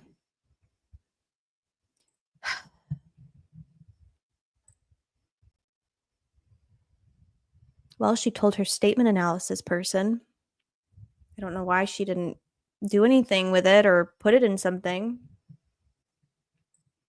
To come and look at his rabbits. He was very proud of all of his animals. Wow. Loser. A lot of this stuff is just, right? Okay, Dan Samitovich, Deviant is the true crime podcast. Obviously, anyone who's watching this show, you want to get even deeper into all of this, you've got to check that out. Thank you so much, Dan. Great to have you on. Subscribe and affidavit. Counts unanimous by this jury. I knew. You know, Barbara's the one that came out with the thing that said the thing, guilty or whatever. Hey, look, we know them. Sarah. Fucking Sarah. We would come to the day where we could say today is the day, and we reached it. Without this verdict, we would have been lost still, and it would have been a heavy load that a burden that we couldn't carry. We would have died without a guilty verdict. Without this guilty verdict, oh man, our community could never go on. Cowards. Incredibly dramatic, but we didn't at least get to see the trial. You had to be there in person, and it was limited seating also. Okay, so take a look. This is from the probable cause affidavit for Richard Allen's arrest, and in it, they talk a lot about the video. The video recovered from victim two's phone, a still photograph taken from the video, and the Guys Down the Hill audio was subsequently released to the public to assist investigators in identifying the male. Detective Blank, along with other investigators, believe the evidence gathered shows that Richard Allen is the male subject seen on the video from victim two's phone. Okay, but now we're seeing the whole thing, at least the public is seeing it. The jury got to see it in the courtroom. We're getting to watch it, analyze it, break it down, listen to it, enhance it, and everything else. And that brings me to the next question in our investigation. Does this video help Richard Allen in any way? What does everybody here think? Does this video help Richard Allen? What do we think? Do we think it helps Richard Allen? Well, Vinny, are we here talking about it? Are we here talking about how... Here's the thing. Has anyone at any point said, you know, that video sure does look like Richard Allen? Want to see my wabbits? Yes. Why was this not a Frank's memo? Because defense did not have the money to get analyzed. Thank you, MB. That is so generous. I really appreciate that. It's very nice. I'm glad you're here. Yes, yes. Vinny better act like a fucking lawyer right now. Yeah. Be a lawyer, Vinny. Fuck. For fuck's sake. Is there any way to interpret this video that it helps Richard Allen, the man who's been convicted and sentenced to life in prison for the double murder? Still with us, Court TV senior producer Barbara McDonald, and joining us, the attorney who goes by Lawyer Lee. You know her on YouTube. She Lawyer Lee from the YouTubes. Was in the courtroom for the whole trial. Lee Wallace is with us. Great to have you. Lee, let me ask you right out of the box. Is there any way to now look at this video and the way it's being enhanced and broken down and figuring out every frame of it, any way to interpret it that it helps Richard Allen? I think there are a couple of ways. The number one issue has been, is there a third-party culprit? That's what the defense has argued all along, is that somebody else did it. They should have been allowed to present the evidence. Literally, yes. So to the extent it suggests that maybe somebody else was there, it can add fuel to their argument that somebody else could have been involved. And one way that happens is when you see Libby across the bridge, she's already talking about going down the hill. When the bridge guy is pretty far back on the bridge, Abby's still on the bridge, and she's already talking about that. Lawyer Lee said they were speaking Old English. Dat be a gun. That's adorable. I can't even hate her. She's cute. She's like trying to make it. She's like, maybe they said it. Maybe they were playing. Maybe they were doing an Old English. That suggests that whoever is on the bridge isn't directing them down. Could have been earlier, or it could be that they were there for a purpose. And that's one of the arguments the defense has made all along, is that they were there maybe to meet somebody, maybe because of the Anthony Schatz catfishing that had happened with Libby earlier. That's a very interesting interpretation. I want to take a look at this, some recent filings from Richard Allen's defense. He's appealing his conviction. The defense officially filed the appeal just recently. A motion to reconsider. The defense claims the prosecution let Brad Weber testify that he got home earlier than he did to confirm Allen's confession to the prison therapist. They say the state was in possession of video showing Weber arriving home later than the time he testified to. That could be very significant. And then what we've been talking about in the prior segment, letters from inmate Reese Davis, an important part of this appeal. The defense is focusing on letters from this inmate, Reese Davis, they believe proves that Allen is not guilty. Davis has alleged that Kagan Klein and Ron Logan both confessed to him. The defense is attempting to poke some holes in the state's claims that it can't find one of the letters.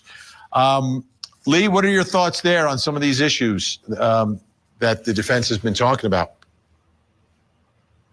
Well, that whole issue around Reese Davis and what he had to say about other people who had confessed is critically important. And you've got Libby and Abby here on the end of the bridge, and you've got a guy who sounds still pretty far away when he says guys down the hill, and they're already talking about going down the hill. To me, that suggests that they had a plan. And I think that's definitely going to be part of what is going to be argued on appeal. I think the fact that they were already there suggests that there was some kind of disconnect. I do not see, though, and I looked really hard, any shadows of other people around them. You've got Libby talking sort of conversationally, not yelling back to Abby, not yelling to the guy on the bridge, but just saying, okay, so we need to go down the hill, which sounds like she might be talking to somebody right next to her, but I don't see any shadows. So there are just a lot of mysteries around this video.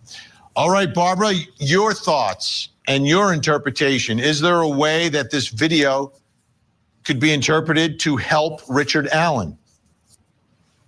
I think it can. One of the other things that was never done by the state at trial was an analysis of how tall Bridge Guy is. I love y'all to death. I do not have another height analysis conversation in me tonight. Based on this video. And that was something that the state had a witness who said, well, we looked into it and the margin for error is too great. It's about 2 inches was the margin for error. Richard Allen. 2 inches is too much of a margin of error. Okay. Let me keep my mouth shut. Is 5'4". Many people who have done some analysis on this video from the still image put Bridge Guy's height closer to 5'10", even with a 2-inch margin of error. That may not be Richard Allen. And if the defense is able to... Y'all remind me to clip this. That might not be Richard Allen. No fucking shit. Find an expert who can credibly tackle that could be one point. But also, I think this video is out now. It's been out for over 24 hours. Lots of people are looking at it, and it seems to cement where you already fall in what you think happened out there. If you think... Maybe. How do you know? What did it do for you, Barbara? What did it do for you? It's Richard Allen. People think this video supports that. And if you don't think it's Richard Allen, people say this video supports that too. So as clear as it is in places, it still doesn't give us the whole picture of what happened. It's interesting. I'm just looking at that last image because you have the picture and you can look at 2 people at once, right? So you've got Abby, and then you've got Bridge Guy, and you can clearly figure out the distance between them.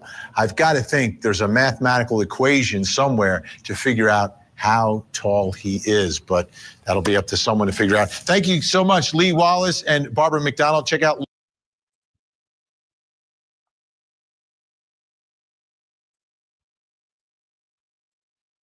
What do we think? What do we think about all that jazz? I want to do this and then I'm going to go to sleep. I'm going to do one more thing. Because I really want to drive this motherfucking point home.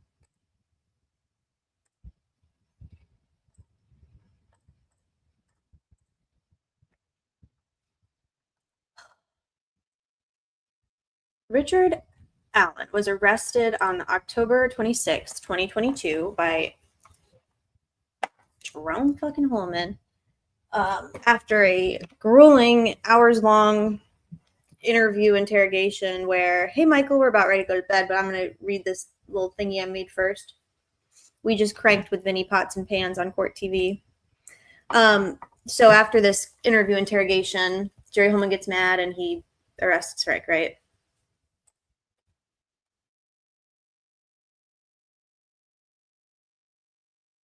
But before that can happen, we're stuffing that appellate turducken.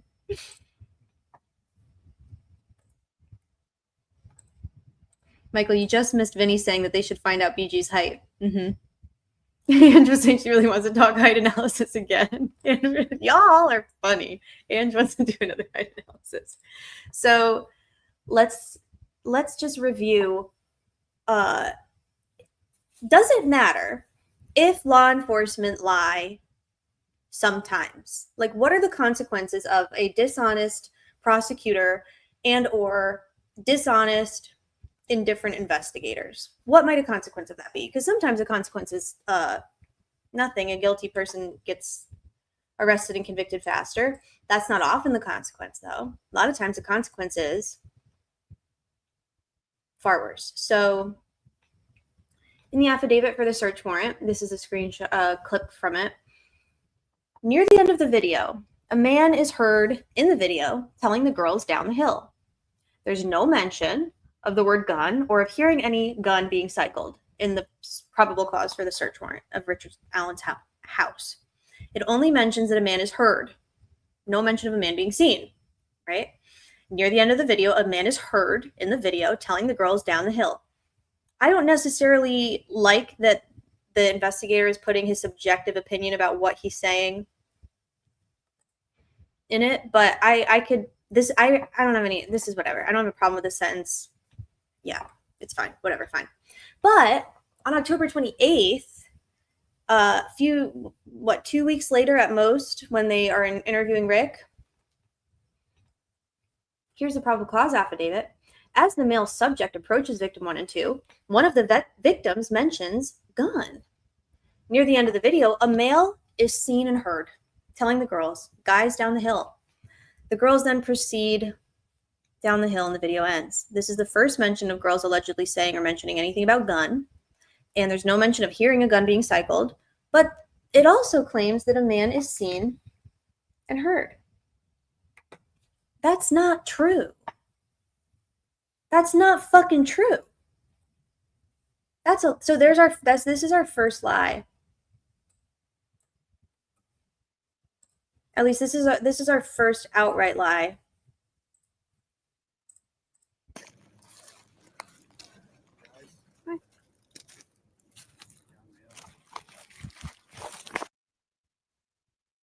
I didn't see a man. Did you? Did y'all see a man in there? I didn't see one. So that's a lie. Oops. We can take this down. Then, oh wait, by the way, this lie about the gun equals probable cause to arrest Richard Allen.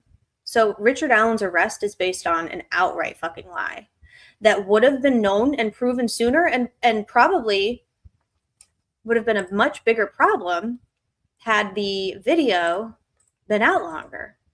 Jared, victim, and the victim. Yes. All lies. And it pops up after the search warrant. So they get the search warrant, they get the gun. And then they're like, all right, we got the gun. Let's do our magic test that's not even a scientifically or even otherwise reliable test. It's just a make-believe. Let's do our make-believe with this fucking gun bullet.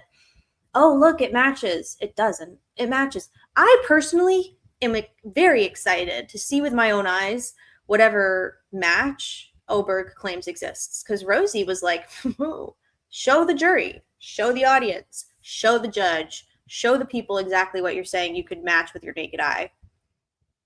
It was not convincing. April 20th.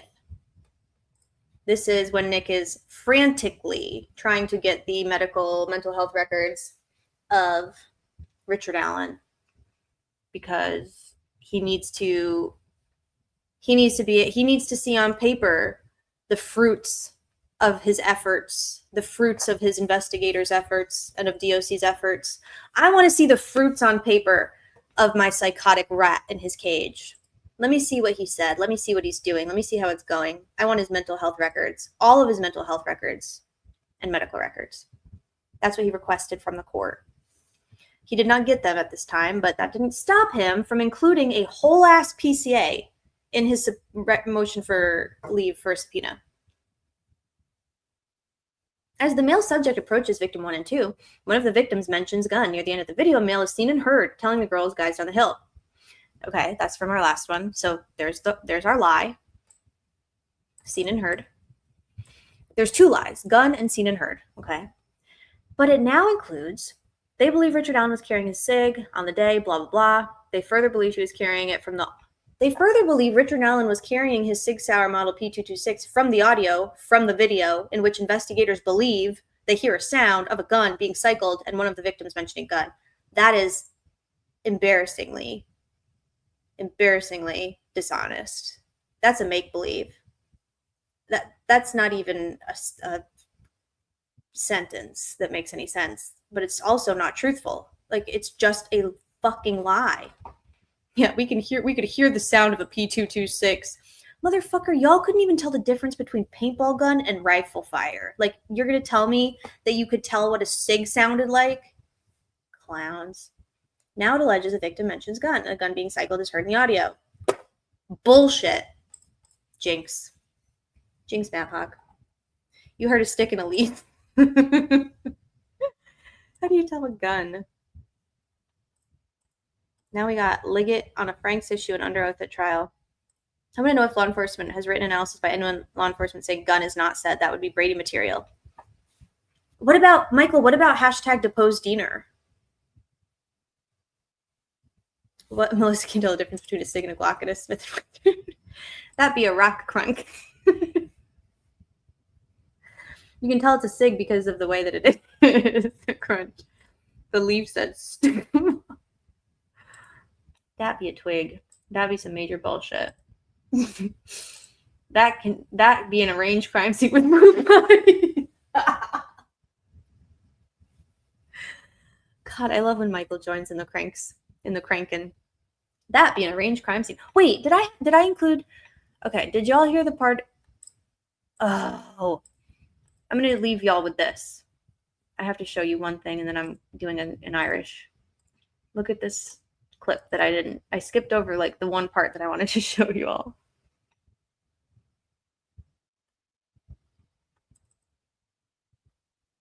Give us your thought, but don't do a side by side. Okay, this is not the clip yet, but we are going to watch this part together just because we are. I can arrange that. Side with a living human being. It makes sense. And give us.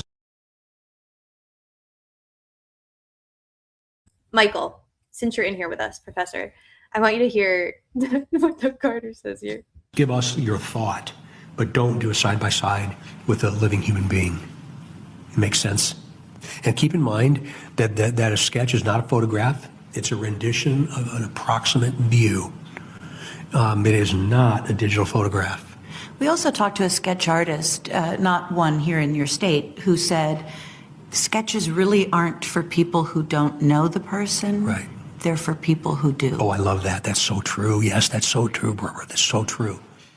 My problem is when you take somebody's picture and put it next to the drawing we had and say, this is the guy, and you have no idea who this person is, or even if you do, can you tie that person to Delphi? Here's Sergeant Kim Riley again. If you can't, why are you even trying? Because you asked us to, Mr. Riley. Because you asked us to for 7 years. You said, please help us. Even if you think it's insignificant. There's no tip too insignificant. And Riley says, you fucking idiot. It's like, why are you wasting our fucking time? And you have no idea who this person is, or even if you do, can you tie that person to Delphi? Here's Sergeant Kim Riley again. If you can't, why are you even trying to make something out of nothing? You want to be the big star of the show, so to speak? That's not what police work is all about. It all started Monday. The girls going for a hike, dropped off by a relative at this trail in Delphi, Indiana. About an hour later, Liberty. Let me find this Taupe clip real quick. He's like standing at the fucking, here. Maybe it's this. Maybe it's not this one. A different feel to it, unlike anything we've had before. The two friends dropped off at this nature trail near Delphi early Monday after. Picture of from 30 to search that profile. Clock to solve this, and you feel it. For him. Person. This brutal. He's saying, study the crime. This is it. Here it is. Here it is. Here it is. He told me he still visits the spot where the girls were found. Following the advice in his head of Dr. Henry Lee, a scientist known as the founder of forensics. I remember Dr. Lee saying, study the crime scene. It'll tell you. Study the crime scene so that then you can go on and effectively, successfully eliminate out every fucking detail or anything relevant or related to the crime scene. Study it. Study it closely, for sure. Study it really closely. And then that way, you can go ahead and file a motion to eliminate, and then nothing about the fucking crime scene comes into the trial at all. It's perfect. What happened here. It'll give you answers. And so there's been times, I know this sounds deep, but there's something to it that going back out there that you kind of look around and This man just said, I know it sounds really deep. He's like, go with me, Susan. This is about to be really meta, but I think the crime scene's important. You know, I think the crime scene can tell you things. Hear me out. I know that's really deep. Like, I can't. you go, what am I missing here? What else can we develop? Okay, good night, y'all. Love you. Bye. Tens of thousands of tips have poured in, more than 35,000 and counting. 1,100 people have been looked at in connection with this case. Their names now in 3 piles. People who probably didn't do it, people who likely didn't do it, and now police telling HLN at least 24 names remain in the smallest pile of people they are still watching. Everyone remains a possible person of interest. We feel that is at least one of the suspects or suspects involved in this case, and that's why that information was given out. We want people to try to listen to that. Give us your... Sketches really aren't for people who don't know the person. Right. They're for people who do. Oh, I love that. That's so true. Yes, that's so true, Barbara. That's so true. My problem is when you take somebody's picture and put it next to the drawing we had and say, this is the guy, and you have no idea who this person is, or even if you do, can you tie that person to Delphi? Here's Sergeant Kim Riley again.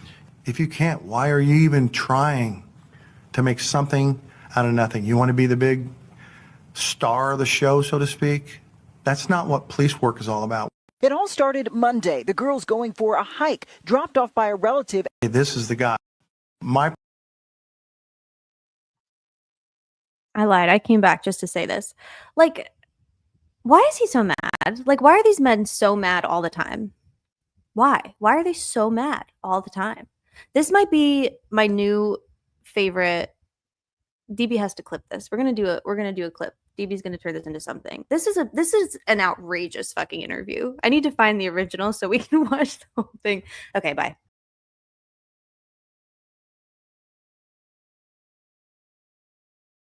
Can you, when you take somebody's picture and put it next to the drawing we had and say, this is the guy, and you have no idea who this person is, or even if you do, can you tie that person to Delphi? Here's Sergeant Kim Riley again.